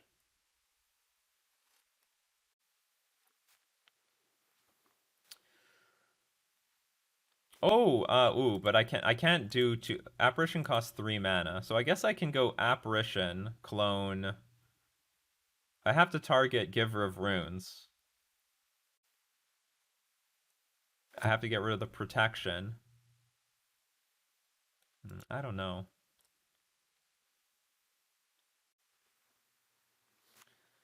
Are you a human? You're a cleric? It'd be nice to Phantasmal Image, copy the Conclave Mentor, play Thou's Lieutenant, and then like double the counters that I get from Thou's Lieutenant. Image their Apparition? Give Revenge is such a BS card. I guess I could do that. How much they're attacking for? 4, 9, 10, 11. So I'm not dead. You're a core cleric? This only cops put stuff on the humans I control. I'm gonna go to 12. I can take the damage. Then I can Apparition next. No, I can't Apparition next turn. Oh, no, I can, I guess. I can make a chump block on Heliod.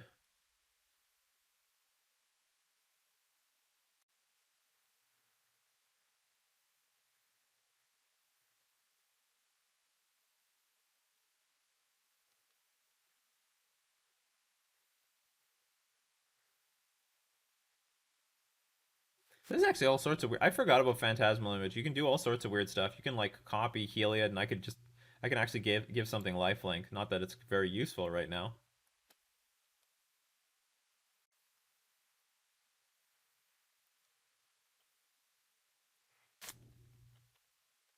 They can target right now. I mean, if they find Walking Ballista, it'll die instantly, but it won't be the end of the world because they would get an illusion back. I think that sucks. Well, my hand's clunky, but whatever. My hand's clunky. Also, would that turn? I would actually turn Heliod off, so that's actually a very good line. Okay, we're gonna go with this.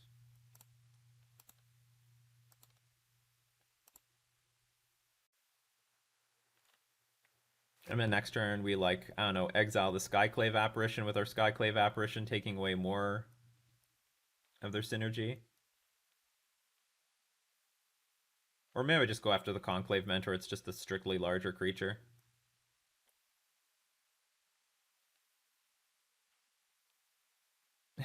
I was saying that like copy Mentor and Thalia, but I'm getting raced too hard. I have to interact with them.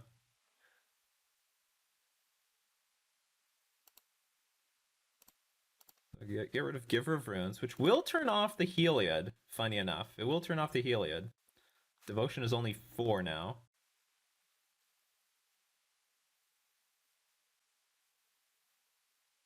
Sure.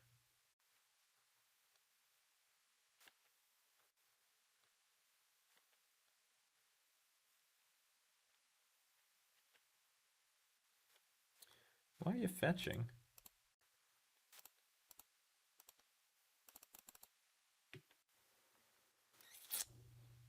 And I guess I should not attack? My life total might be more precious than my opponent's. Because they're going to gain a lot of life anyway, and I should just not take any damage. Or do I decide I want to take 6? I could block here, but then they get the Giver of Runes back. That's not good. No, I still need to take this thing. Or I guess I could make this, I could attack for 2, make this block. They get Giver back, but then I take this thing immediately the next turn, and I just try to ignore everything after that, because I don't think I'm going to play a very interactive game afterwards. Well, I might. I mean, I can still draw stuff like Reflector Mage. Okay, let's deal as much damage. Or maybe I'll just take 6. Who cares?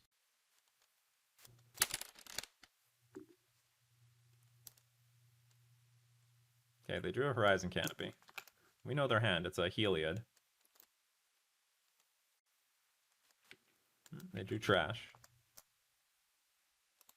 You know what? I'm not going to block. Whatever. When you deal infinite damage to me, go for it. Sure. I got attack back. Sure.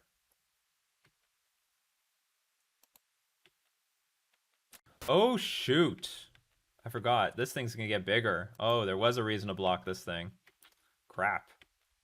Okay, so now I got to chump block that with something. And it's going to gain... that was a big blunder.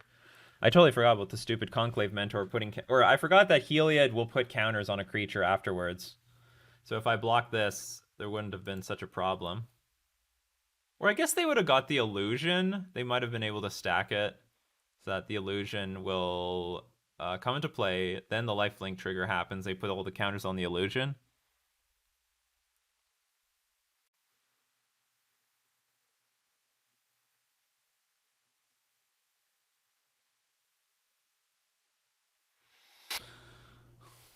Okay, so I can... What can I do?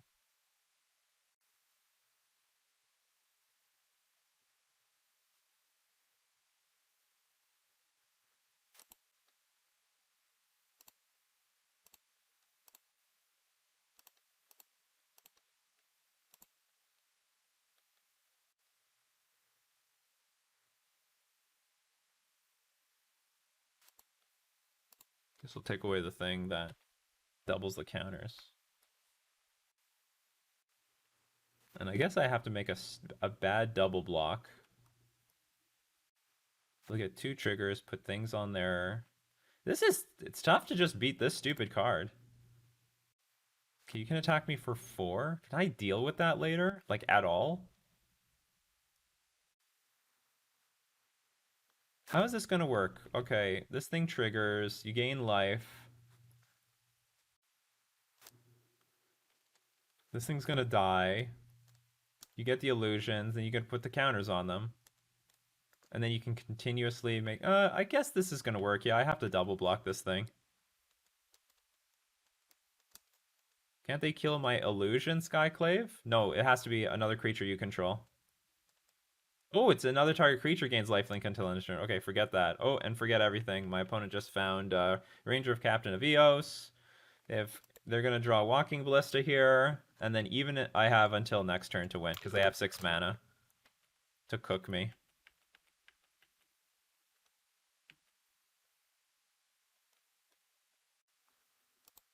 I'm gonna have to Trump block here. Cancel blocks. I didn't do anything. I have to take 4. Well, I just died of Ballista, I guess.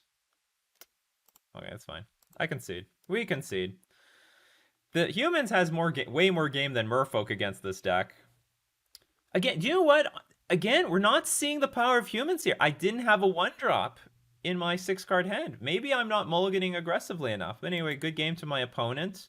But if we had, say we had Champion of the Parish, or Ether Vial, or Noble Hierarch in our starting 7 or starting 6, this might have been a completely different game because I could have put more pressure out on my opponent.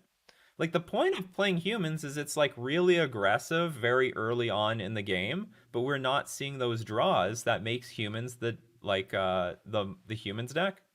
Anyway, that was round 3. Let's go on to round 4. That was the bane of both of our losses. We did not have any 1-drops in our 7-card and 6-card hand. Hey, what are you doing? Hey! The cookies are on the ground, you dummies!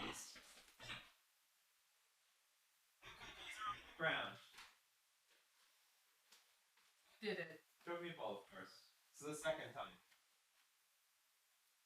Yeah! Are you gonna eat them?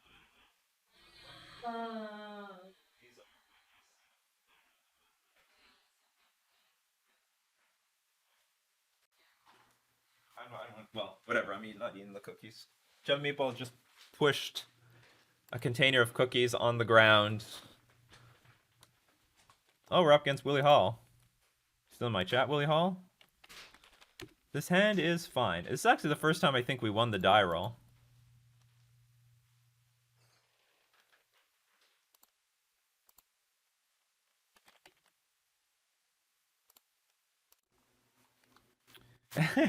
Not this deck.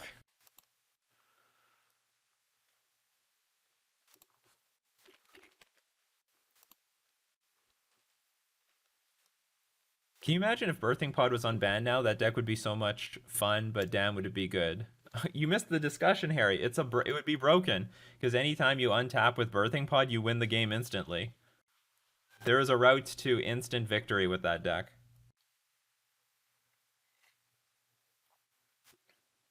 I'm on Team or Hollow One. You didn't need to spoil it.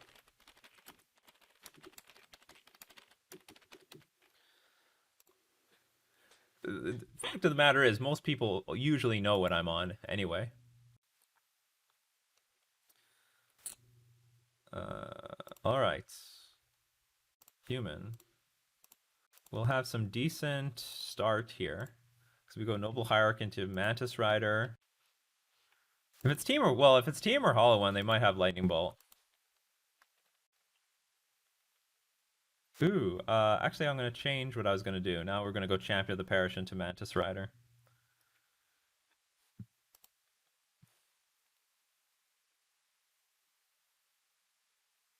Or are we? If I go Mantis Rider right now...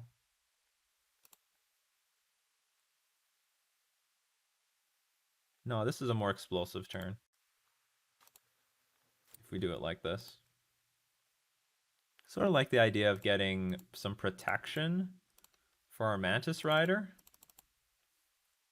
with Thou's Lieutenant and getting some immediate damage in, but I think this is just better.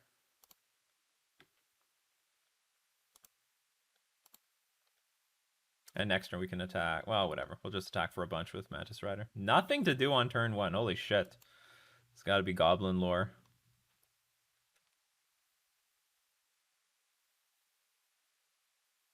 Please scoop.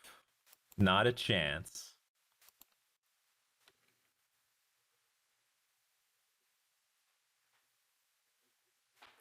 Well, I don't know what to get with this Meddling Mage, so we're just not going to play it.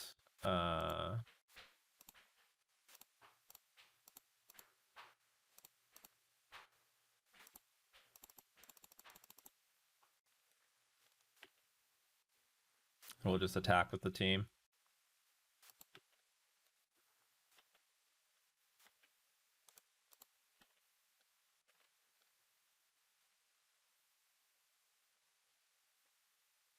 If this is team or hollow one, I guess I can name hollow one with meddling mage. It's not like hollow one is cheated into play. It's just literally cast off from the hand. But at the moment, I don't know what to be with meddling mage. What the fuck? Each player draws 3 cards and discards 3 cards at random. Well, our cards are not that great, to be honest. Oh, we drew a Noble Hierarch and a Kitesail Freebooter and a Champion of the Parish. And we discarded basically... Oh no, we also drew a Horizon Canopy. So we just exchanged one canopy for another canopy. Can you pay red, Willie Hall? No, you cannot pay a red, can you? Well, some of these draws are trash. It's a 4 or 5 Tarmogoyf in my way.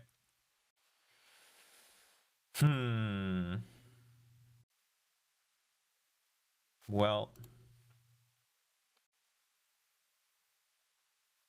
Let's start cracking.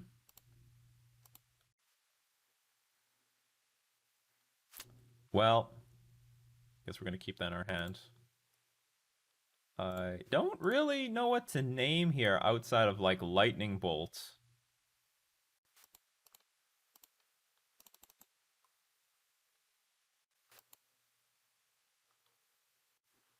I guess I'm just going to name Hollow One. This could be like a good Lightning Bolt rod. Because the only thing getting damage in right now is my Tarmogoyf.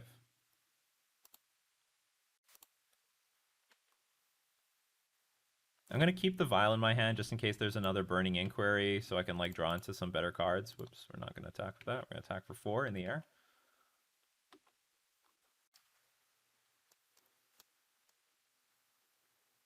Teamer Tradebinder? Is that what this deck is? The Will of Shame?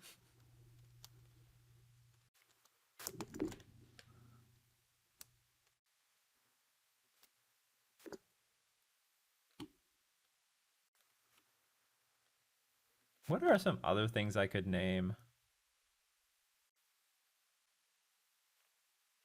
There's like 3 lightning bolts left in the deck, but like the odds that they drew them are like sort of high.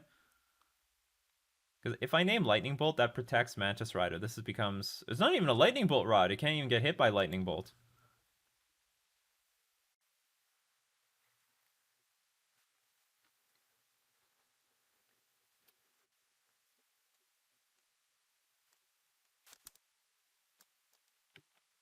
Magmatic Chandler. Okay, we need General Kudro on the way.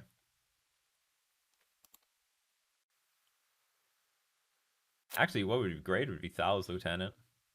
Or Phantasmal Image into Thal's Lieutenant. Well, there we go. This is exactly how I wrote it up. Fresh new hand. Fuck! All the good cards are going to the graveyard. I'm just keep drawing lands anyway. I drew 3 cards and discard 3 cards at random. What are the odds I get to keep one of those cards? Sounds like a question on my statistics test. And he's still screwed on mana because he can't get this Flamewake Phoenix out of the graveyard. Actually, what would be good is... Actually, the best draw would be Reflector Mage, right? Reflector Mage, bounce something, serve with the team. Probably have to block this with Thal's Lieutenant. You get hit for 5, go to 3. That would work. So we get 2 draws at a Reflector Mage.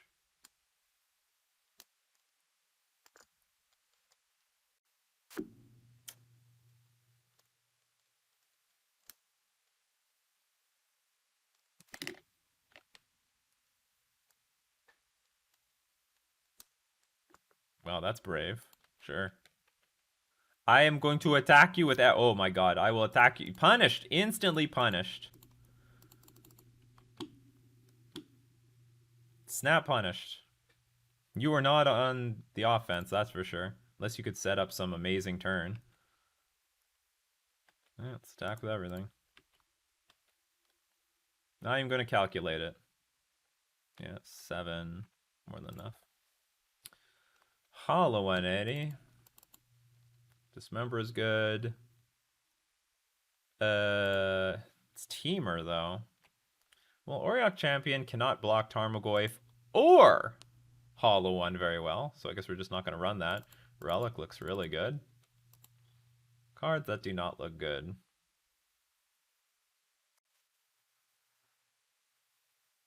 Probably Meddling Mage is pretty shitty. Maybe Phantasmal Image, I don't know. Maybe, actually, maybe a land. No, maybe a Mana Source. Maybe I should trim on some Noble Hierarchs. Skyclave Apparition, maybe.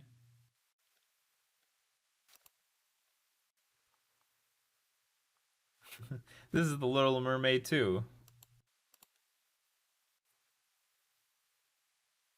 I think Kitesail Freebooter is good.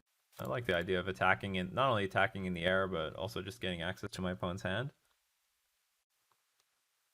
Dahlia looks okay. Yeah, I'll keep it like this.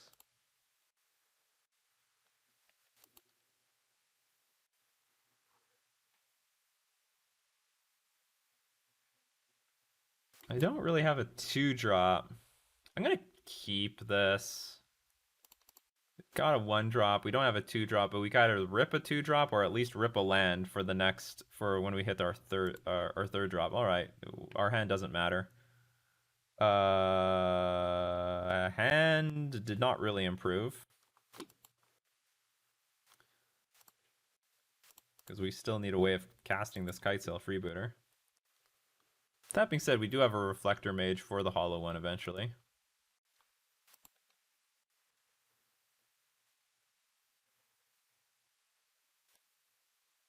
This does look like a good Tarmogoyf deck. I don't know why they didn't try Tarmogoyf earlier. Like, that Tarmogoyf comfortably became a 5/6. Nothing wrong with that. And the art, this is an artifact, so it can help facilitate the Tarmogoyf's power. Ooh, I got a relic, so I don't have anything to do this turn. But my damn, do I have something to do with this relic anyway? Oddly enough, I have all my basics. It's actually super bizarre. Actually, before pass priority, just eat something. Sleepy Ovo, will you scoop, please? Thanks. This is gonna be a braid. Draw 2 cards, discard 2 cards. Sure.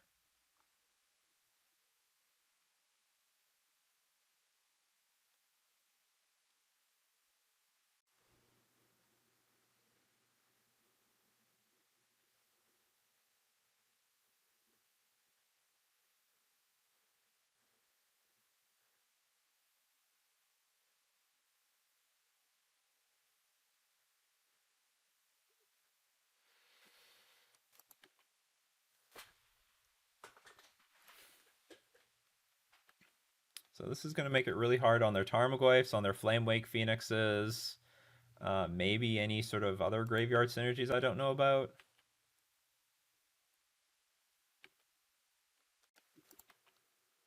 I'm going to tap out next turn, so it might be worthwhile cracking this relic right now. It's definitely worth cracking this relic right now. I got another relic, so who cares? Okay, let's play a Reflector Mage. Discard all the crap you want. It does not matter, really. If you bolt this, you actually can kill my champion of the parish.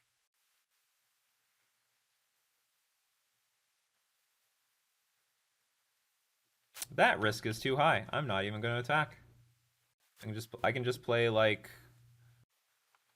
anything next turn.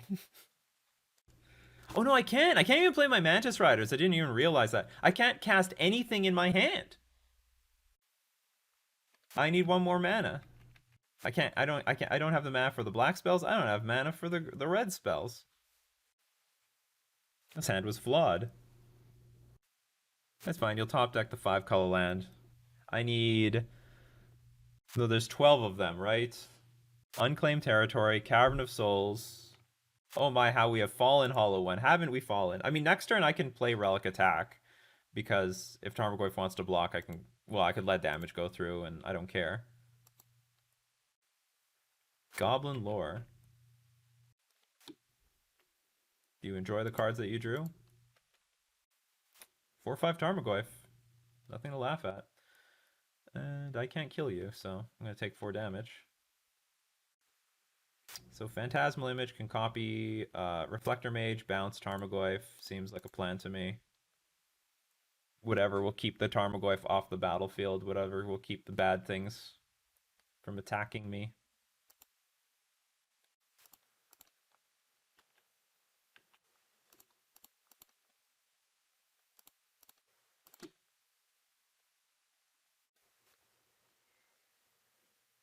Just don't double bolt me. That would be frustrating. We could also get hit by Anger the Gods here.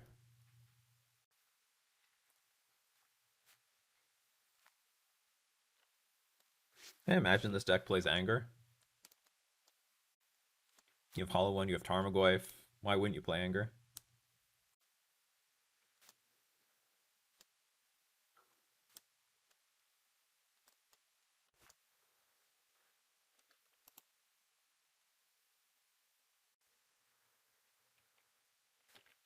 Wow. 4/4 creature.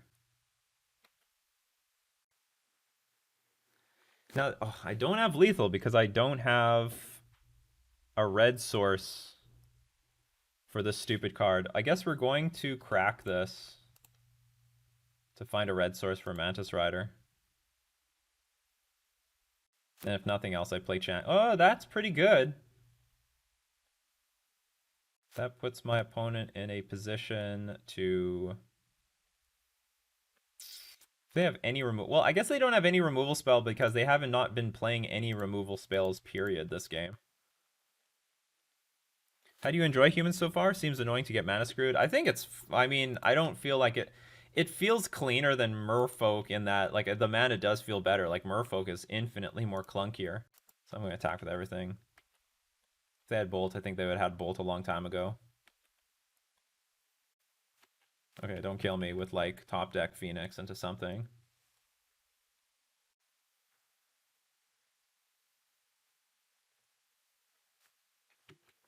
Shit. I still don't have the mana to cast any of these things. Funny enough, I could actually cast this one black card.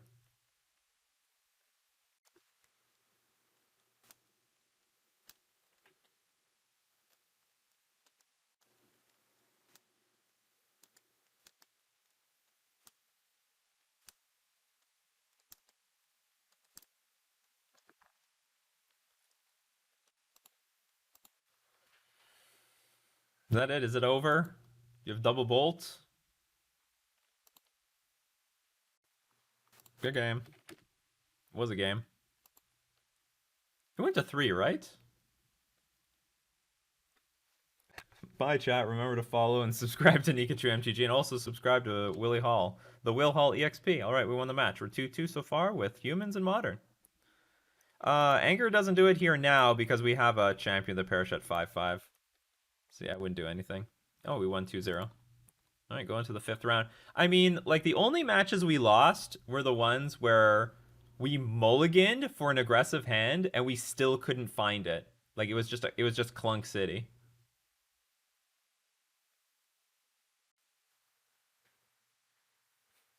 I don't know if we got that unlucky. Well, I guess we couldn't. We had a handful of garbage. We had literally 4 dead cards. King Coom says, love your stuff, by the way, man. Usually watch your YouTube videos. Thank you very much. I should, if I playtested this deck further, I probably should be mulliganing to 5, especially on the draw way more often. As you saw in that game, I was down 4 cards and I still won. I'm pretty sure that is that's the point of humans. You're not actually trying to keep too many cards because your aggression should compensate. Especially against that Tron match. No, but I did mulligan to 5 against Tron. I'm pretty sure I mulliganed to 5 against Tron, didn't I? Will inquired to 3 lands. Oh, that sucks. Burning Inquiry. You live by the Burning Inquiry, you die by the Burning Inquiry. Oh, yeah, Jason Dogg's playing soldiers. Sweet. Oh, no. Oh, we're playing soldiers. That's, yeah, we're basically playing soldiers for Remembrance Day. This is the closest thing we got. We won the die roll. This hand is...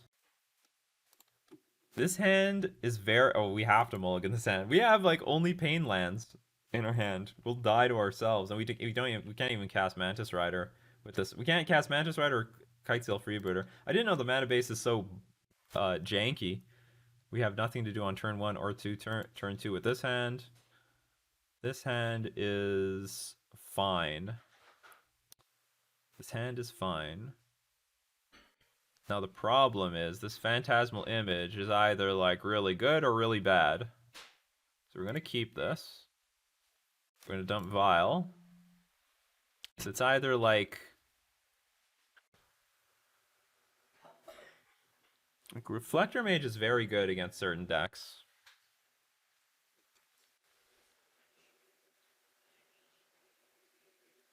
Because I'm going to want to go turn 2 Meddling Mage. Turn 3 either Reflector Mage, General Kudro, and then follow that up with Phantasmal Image. Or I could go just dump the Phantasmal Image. And go turn 2 Meddling Mage, turn 3 Reflector Mage, turn 4 General Kudro. It's not terrible. But it's like against some decks, going Reflector Mage, Phantasmal Image, Reflector Mage is just amazing. So anyway, this end is actually really underwhelming, but whatever. I am playing the Menfolk. Human Folk. Field of the Dead. What Field of the Dead deck is this? I can just look my opponent up on MTG Goldfish.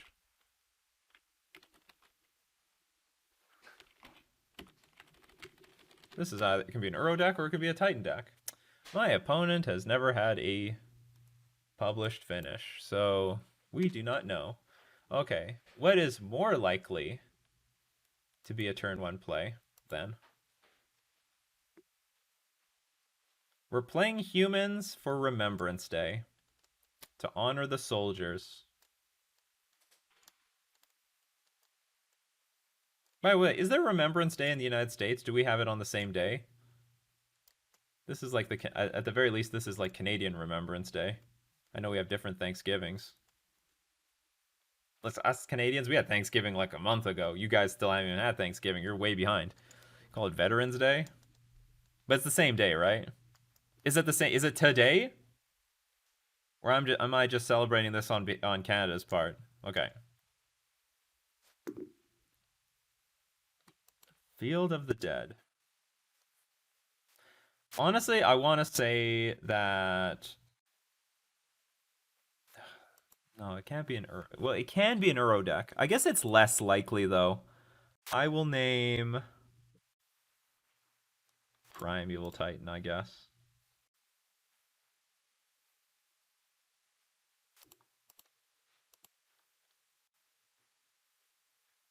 Or I could still name Dryad.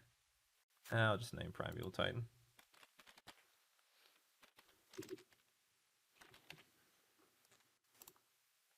And hopefully I don't look like a complete moron. I hope this is not the Uro deck trying to misdirect me. Because Uro also plays Field of the Dead, but they deprive themselves of turn 2 Growth Spiral with this. Oh, they're going for Amulet. Alright, we named right.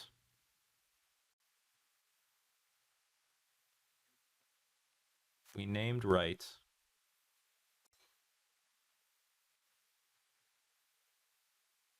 Reflector Mage better against Uro? Probably not. I don't really want to bounce the Uro back to their hand. I just prefer it doesn't enter the battlefield, period. Alright, we can Reflector Mage this and serve in with some beats. So I heard this is a close matchup too. We keep getting these matchups that are like really close.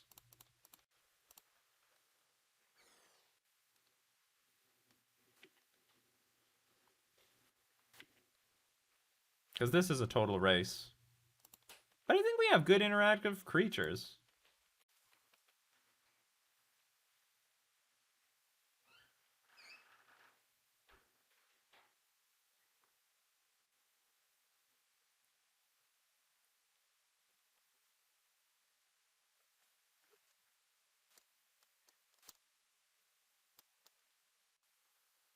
If they play Dryad, I'm not going to be thrilled about it, but whatever.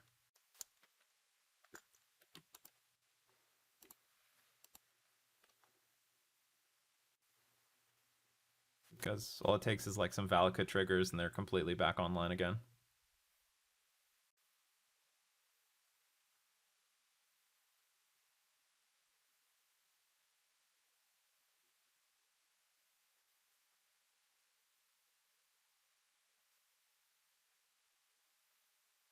They have 2 land drops to go.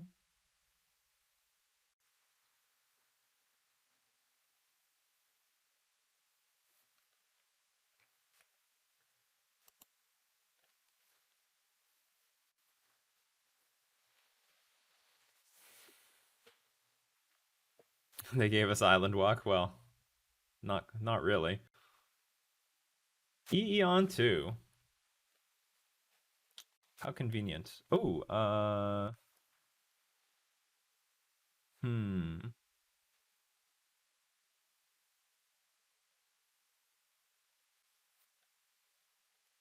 So I guess I can bounce the Dryad. Okay, they have a Karoo land in hand. They blow this thing up. It's not the end of the world.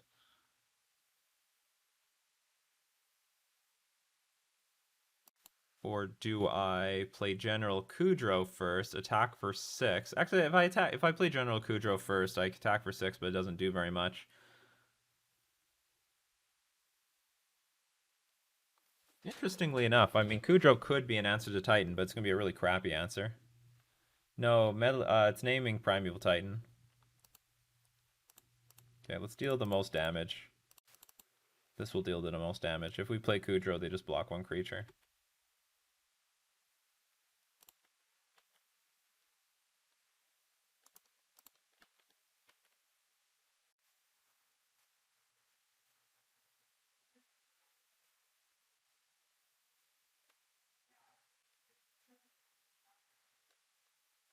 I hear people outside. They're talking about their bathroom being flooded. That's why if you own an apartment or a condo, you be at the top. You be at the top, so you don't have to worry about people leaking into your place. I totally forgot about you. Okay, so you easily can cast your Titan. All right. I actually would have preferred to have drawn a land so I can at least blow up the Titan, but I guess that's just not going to be the case. Attack for 9-ish. No, not even 9.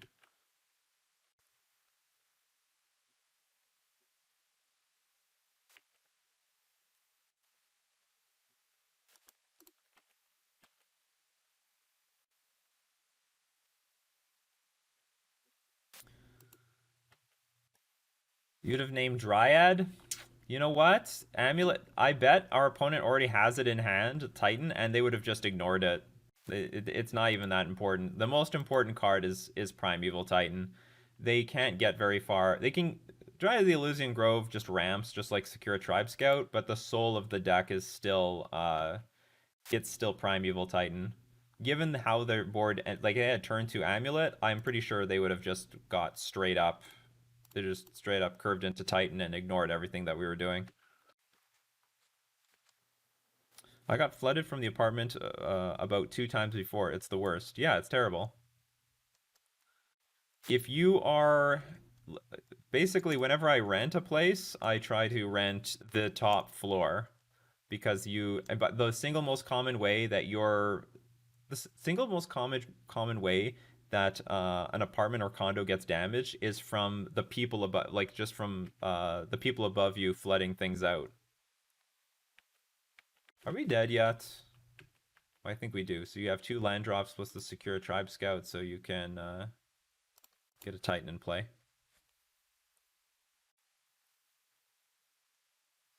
And then get Valakuts, then blow up like Kudro and Reflector Mage, and then we can just concede. Oh, they're so close. Again, if we had the one drop, did we know what did we mulligan a 5 or what?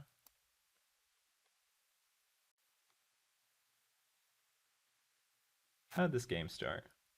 We were on the play. Yeah, I mulliganed a 5. What the hell's with this humans deck? I thought you're consistent. I think that the most powerful deck in Modern is going to be a deck that you can keep a 7 card hand with. I've mulliganed a 5 like all league.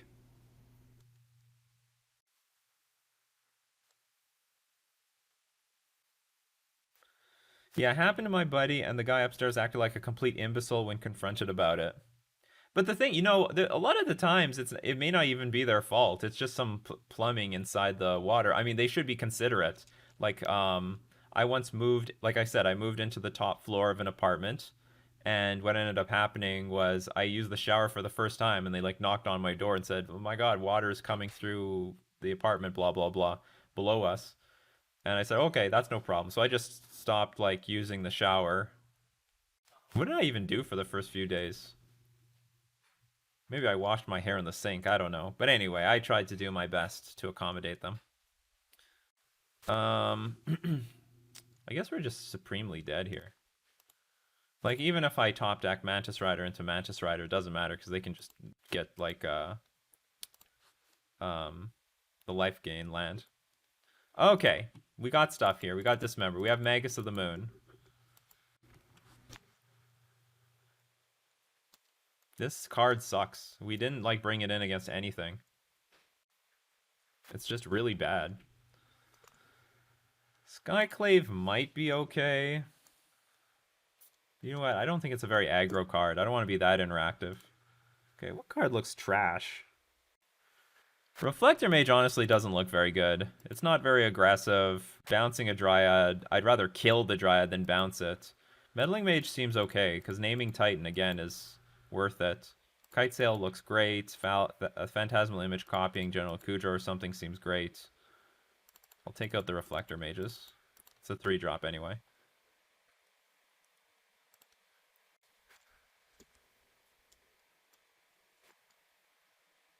I don't even think it stops Teague. Sorry, I don't think Teague even stops engineered explosives. Oh no, it does. Okay, it can be anything with X. I like Freebooter because it flies. I like the evasion. Like the Amulet deck can gum up the ground with dryads and stinky creatures and crap. Don't copy the general. Why not? Oh no, yeah, okay, I got it. It's legendary. But Kitesail can also take their Summoner's Pact. Um, I guess that's it. That's all I got. Can take Summoner's Pact. Maybe it's crappier than I think. In theory, I could take an Amulet if I'm on the play. You like Teague more than Thalia?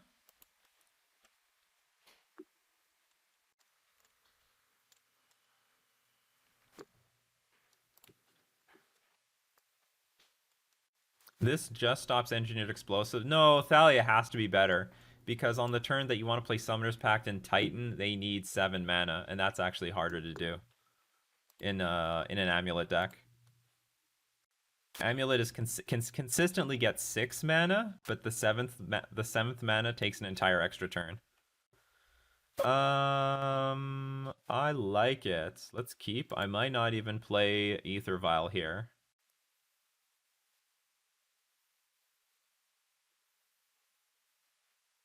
Or what do I do?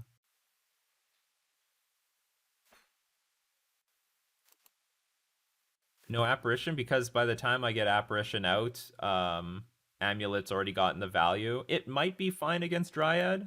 I could be wrong. I could be wrong. Snake, it's too late. Like you're naming a lot of cards that have already gotten value before I get the card out, and it's useless at that point. Dryad might be the only solid card I can take, or even an Engineered Explosives.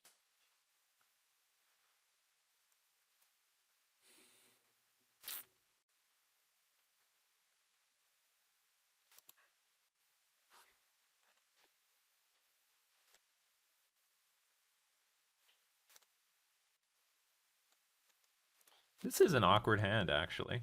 Like, I like the hand, but I don't know what the best line is. Champion turn 1, Violent Hierarch turn 2. That actually sounds clean. Then I can attack for 3 with the champion.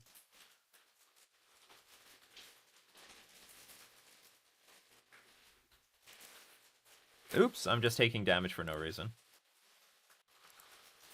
Okay, I'm gonna take 1 more damage than planned.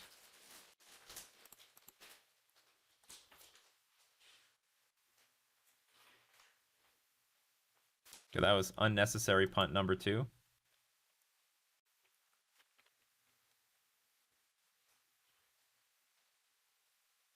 Well, I definitely need to get this in play in order to play the Vial.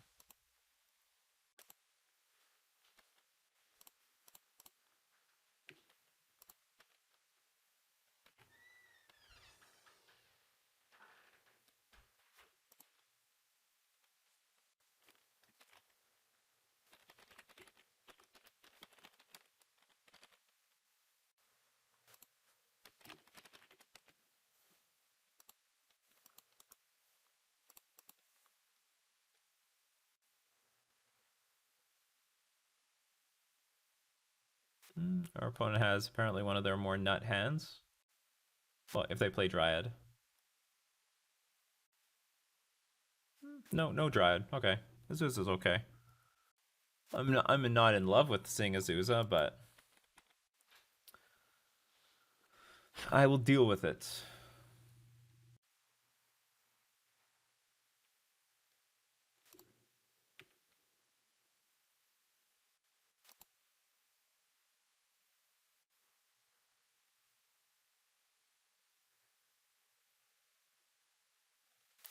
The line is just meddling mage, name Titan, pass.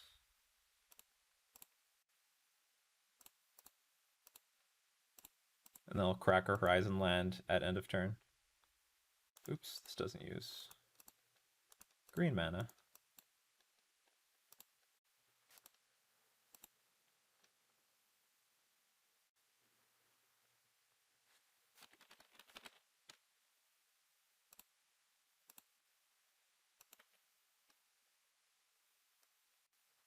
I'm definitely not a humans master.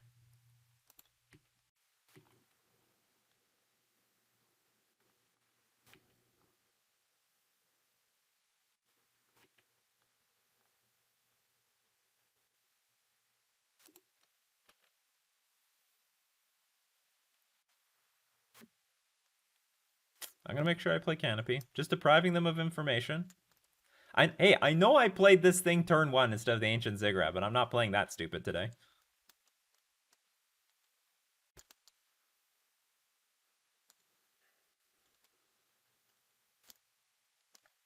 Yes, I hope I screw you! I hope I screw you with this. Make them put that Teleria West in their hand, find engineered explosives, and suck up more time. But they have easily Primeval Titan mana the moment they want it. Because of the stupid Azusa and Accrue land and Amulet of Vigor.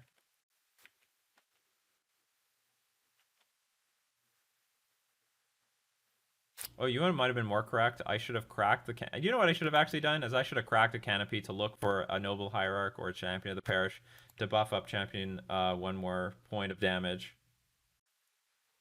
I'm not used to these ETB triggers. Like in Merfolk, well, I would have nothing at 1 mana that would affect the battlefield. But actually, any random human makes Champion of the Parish bigger. So there was a reason to play Horizon Canopy at least turn earlier. So you have 6 mana, now what are you going to do? Oh, you're going to play the land that will like look at the top X cards of your library?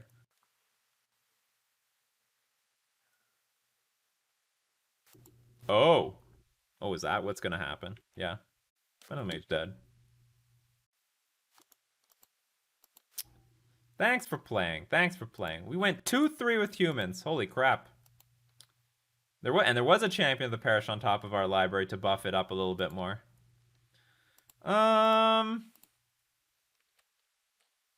What to say? What to say? I mean, the deck is very aggressive when it's aggressive, but it actually suffers from a lot of problems that Merfolk has anyway. It's like when we were losing, it was because our hands were clunky and we couldn't curve out. And well, the sideboard could use some work. I don't get definitely get Octiga's garbage. We could have. I don't. We didn't see Magus of the Moon in the matchups where we really wanted it. Like it would have been really good against Amulet, and it would have been really good against what's it called? It would have been good against Amulet. It would have been good against Tron. And you know what? If this deck has trouble against those matchups, shouldn't we be playing with Magus of the Moon? Like maybe even more copies. Maybe it's not the most important card to play. Anyway, this card was useless. Gaddock Teague was garbage. Dismember was fine. This thing was fine. I don't. I guess we need Skyclave Apparition. We need an answer to Ensnaring Bridge, and there's nothing else that we could do. Teague is for Tron.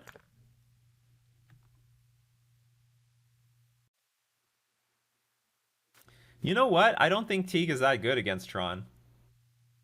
I don't think it's going to be that good. I know it. I understand, but against Eldrazi Tron, they have way too much removal for this thing to matter. At least this can shut down Spatial Contortion. What else? Maybe it's okay. Maybe it's okay. Gaddock Teague did not seem it was terrible. Doesn't stop. It doesn't stop O-Stone. Doesn't stop Ballista, or not very well anyway. Or no, it just doesn't stop Ballista because it's a creature. And we got killed by Ballista, and both Tron and Eldrazi Tron are playing Walking Ballista. Maybe I would load up on more mag. If the deck has trouble against both Tron and Amulet, we also played against a lot of the matchups where it's like really 50-50-ish. I didn't go against up any. We were never up against Uro, which I think would have been like a really good matchup given we have Cavern of Souls, Ether Vial, and a bunch of Relic of Progenitus in our sideboard.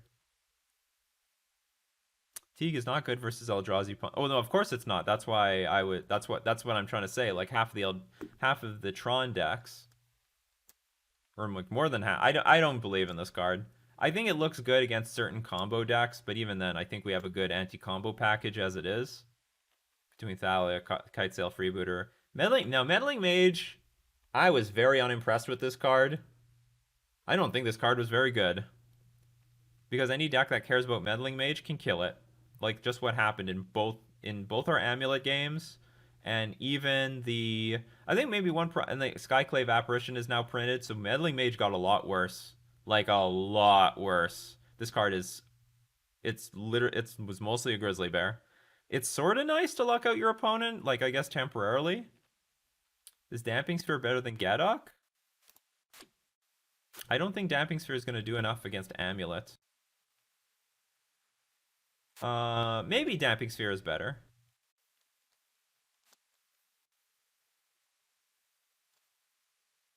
Yeah, well, I mean, I just played T because it was in, not in all, but like half the humans list that I looked at. Half of them. It was in half the list. Not in all, just in half. For Storm and Tron, Lingering, yeah, and Sphere shuts off bounce lands.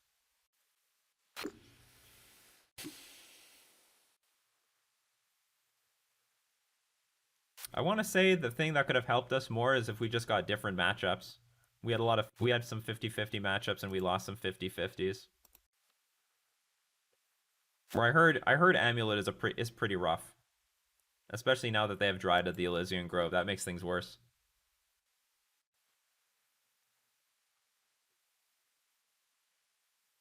Sphere does stop colored mana off bounce lands. So Sphere would probably help. Honestly, I might just load up more on these. If I can sacrifice like the matchups that we had the most problems with were big mana decks, Tron and Amulet. I'll just try to shut them down with this card. Give me my turn 3, and I will turn your deck into nothing. Although it might screw us too. So we depend highly on our Noble Hierarchs and our Ether Vials to pull us through.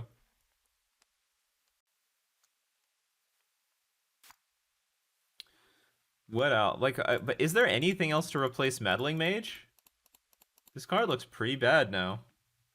I mean, I know it combos with Kitesail Freebooter, but for the most part, I just like Kitesail Freebooter just showing me my opponent's hand. Against a lot of attrition-based decks, you just have to side this thing out.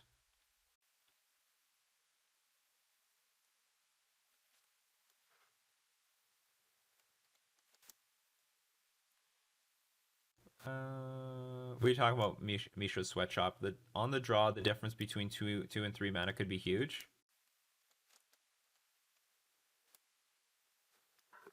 I think every single deck that Meddling Mage shuts down. I mean, I might be underestimating the tempo aspect of this. Oh, Magus and Damping Sphere? Damping Sphere.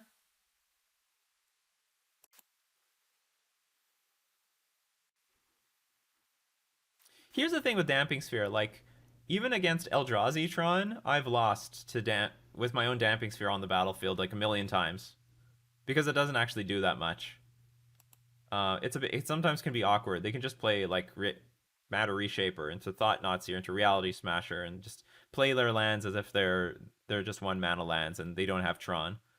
Whereas this, I mean, you could say the same thing about Magus of the Moon, but they need to have a Wastes in play, and it shuts down a decent chunk of their removal, like Spatial Contortion. Humans, and we end up with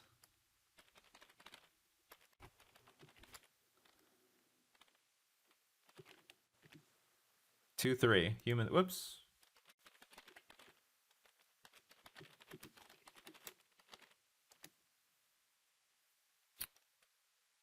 Showing that it was not that much better than Merfolk. Would Merfolk have a better chance against the same field? We would have done better again. What was the third loss? We lost to Mono Blue Tron. We lost to Amulet. We would have done. I don't know if we would have done better against Mono Blue Tron. I actually think humans might have a better matchup because they could just be so fast. They just get underneath them and kill them. I mean, if you go turn 1 champion, turn 2 Thals Lieutenant into another one, or even champion Thalia, Thals Lieutenant, like that seems like a pretty good rollout. That seems very strong, very, very powerful. What was their third loss?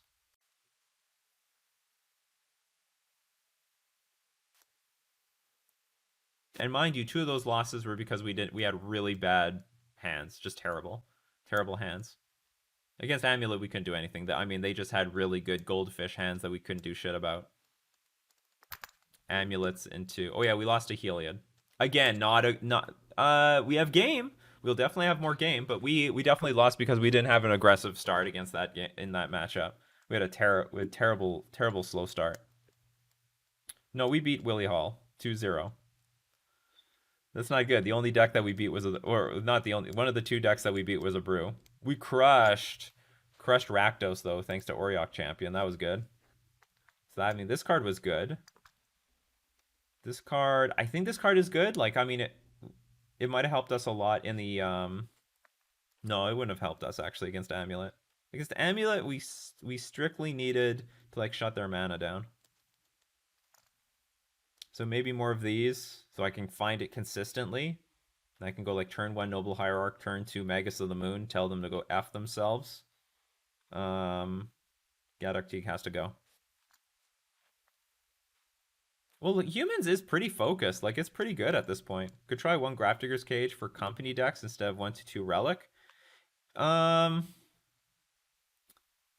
seen the Grafdigger's Cage in their sideboards, but I don't really care for it. Like, they can still Goldfish to a victory. Like, you're only hitting 1 card, which they can also just kill with Skyclave Apparition.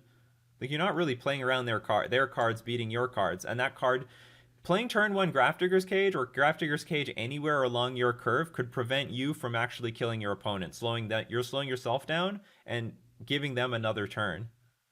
May not look like much, but that turn 1 Grafdigger's Cage, turn 2 Grafdigger's Cage, turn 3 Grafdigger's Cage, and they could still go Heliod turn 3 into, or turn 2 Heliod, turn 3 Spike Feeder, and you still lose. They're not playing Devastation. Not the lists I've been seeing. They play just Collected Company. The Heliod combo deck is not Devoted Devastation. A lot of people are mixing these up. There might, I don't know, are some lists playing Devoted Devastation? this is because multiple people are bringing this up. Maybe I've missed something. Okay, let's look at.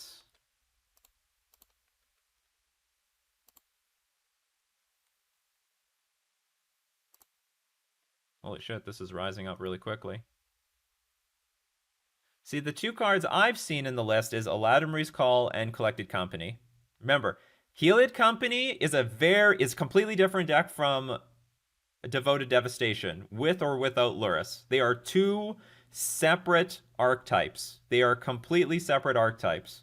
This is its own being in itself. I've seen different variations of Heliod Company. Sometimes they have Auroch Champion. They have no, they always have Ranger Captain of Eos. Sometimes they're more on the Giver of Runes, less. So let's look at some these Heliod Company decks. This was Ninja Cake, Pygonti. Again, no devoted. Sorry, Hour of Devastation is the card. No Hour of Devastation. No Hour of Devastation. We'll go through all of them. No Hour of Devastation. No Hour of Devastation. No Hour of Devastation. No Hour of Devastation. No Hour of Devastation. No Hour of Devastation. No Hour of Devastation. No Hour of Devastation. Oh, is it Finale of Devastation? Sorry. Okay, no Finale. I don't know. I just remember. I know it's called Devoted Devoted. Yeah, Devoted Druid. No, it's called Devoted Devastation. Yeah, that's the name of the deck. But I don't remember because there's so many of these names that have overlap with each other. See, it's all Collected Company. So the point is, you would end up bringing. So anyway, this archetype, this very specific archetype, is not playing this tutor. So when you bring in Grafdigger's Cage, you would literally shut off just this one card, maybe, because they still have the answers around it if they really need to. Between Skyclave Apparition, do they have anything else in the sideboard?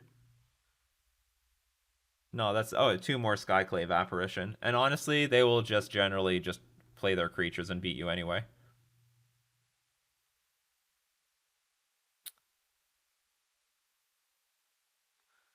No, no, no. You can't. No longer using postmortem. This is a different archetype. You guys are confusing the archetypes. These are two separate. This is Heliod combo or Heliod Company. This is a completely different archetype from any of the Devoted Devastation lists. Okay, we can go into those lists. Those lists still exist.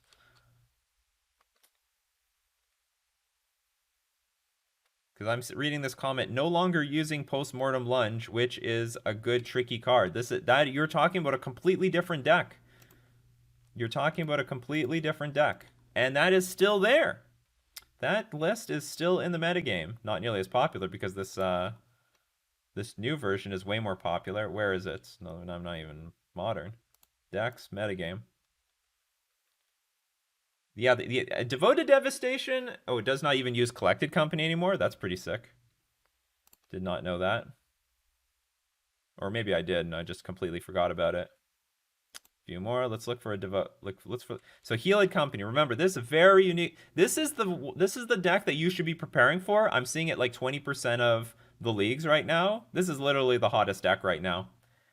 Do not confuse it with Devoted Devastation. They have a different toolbox. They have a different 75. Be very familiar what this deck looks like. I have a video on it because all the decks are going to look very similar to this. Some have the only variation, and I don't see them very much anymore, is some do have the infinite mana combo with Devoted Druid and Vizier of Remedies. I do see that sometimes. But the rest of the rest of the package is very similar. Although some also have Auroch Champion in the main, which makes some sense to me. And then there's Devoted Devastation. Now this is a completely different deck. Here, Finale of Devastation, because they are very specifically looking for one particular card. They're still playing Postmortem Lunge. They're playing Aladdin's Call. They're playing Lurrus of the Dream Den. This is completely different archetype. Now, maybe this archetype sometimes can jam in the Heliod combo, but by far and large, this deck is more of Devoted Devastation, not Heliod Company. Aladdin's Call is definitely not too strong for Modern. I think it's very fair. Or is it really fair? Puts it right into the hand, right? But it's only a creature. I think it's fine. What is Laplacian doing? Again, just 100% on the different combo. Aladdin's Call, Finale of Devastation. Postmortem Lunge. One Blossoming Defense. Eldritch Evolution. So you can see these archetypes are different. They're very different archetypes. And when you're preparing, don't accidentally prepare for this one, because this one is not nearly as popular. So what I'm trying to say is, when you're trying to prepare for Heliod Company, don't make the mistake of boarding in cards for this for Devoted Devastation when you think they're the same in this deck, because these are two different archetypes. So when you bring in, so now getting to the original thing, if you bring in Grafdigger's Cage, play it turn 1 over, say, you might not end up playing it turn 1 over Ether Vial or something else, but you might play it on turn 2 or turn 3 over completely curving out your creatures, and then they don't even play Collected Company. And you do have some answers to Collected Company. We have Kitesail Freebooter. In general, they're just going to have one Collected Company in their hand. Kitesail Freebooter will nail Collected Company. Now, that being said, if I have Grafdigger's Cage in my sideboard, I probably would I might bring it in. Like, why not? I might still bring it in, but I don't think it's not the greatest card. I would bring in something else. Or I would tune my sideboard for something else. Is Golgari Yawgmoth good in Modern? Saw Tom Ross streaming it. If Tom Ross can prove it, and you can learn how to win with Yawgmoth through how Tom Ross is playing it, yes, it could be a weapon. But unfortunately, the only person winning with it is Tom Ross himself. So someone like Tom Ross has to be someone, it's good that someone like Tom Ross, just like me with Merfolk, is teaching people how to win with those niche archetypes. So I mean, it can win. You have to know how to play the deck properly in the metagame. It's a Demonic Tutor for creatures, but it's not Demonic Tutor. Demonic Tutor is like, it grabs anything. Anyway, sorry humans, I don't think I supported the humans tribe the way I wanted to. Although the matchups might have been similar for Merfolk. On the draw most of the time. No one drop. Where's my Champion of the Parish? Champion of the Parish, when we had that on turn 1, it was amazing. It was the one drop I was looking for. That was pretty cool. Maybe a replacement to Meddling Mage. Maybe I should just play Smuggler's Copter instead of this thing. This card's not good, but would have helped me in any of the matchups that I was losing. What's like a good main deck answer to Meddling? I need to play more with Meddling Mage. I just had 5 rounds and I played against 2 big mana decks.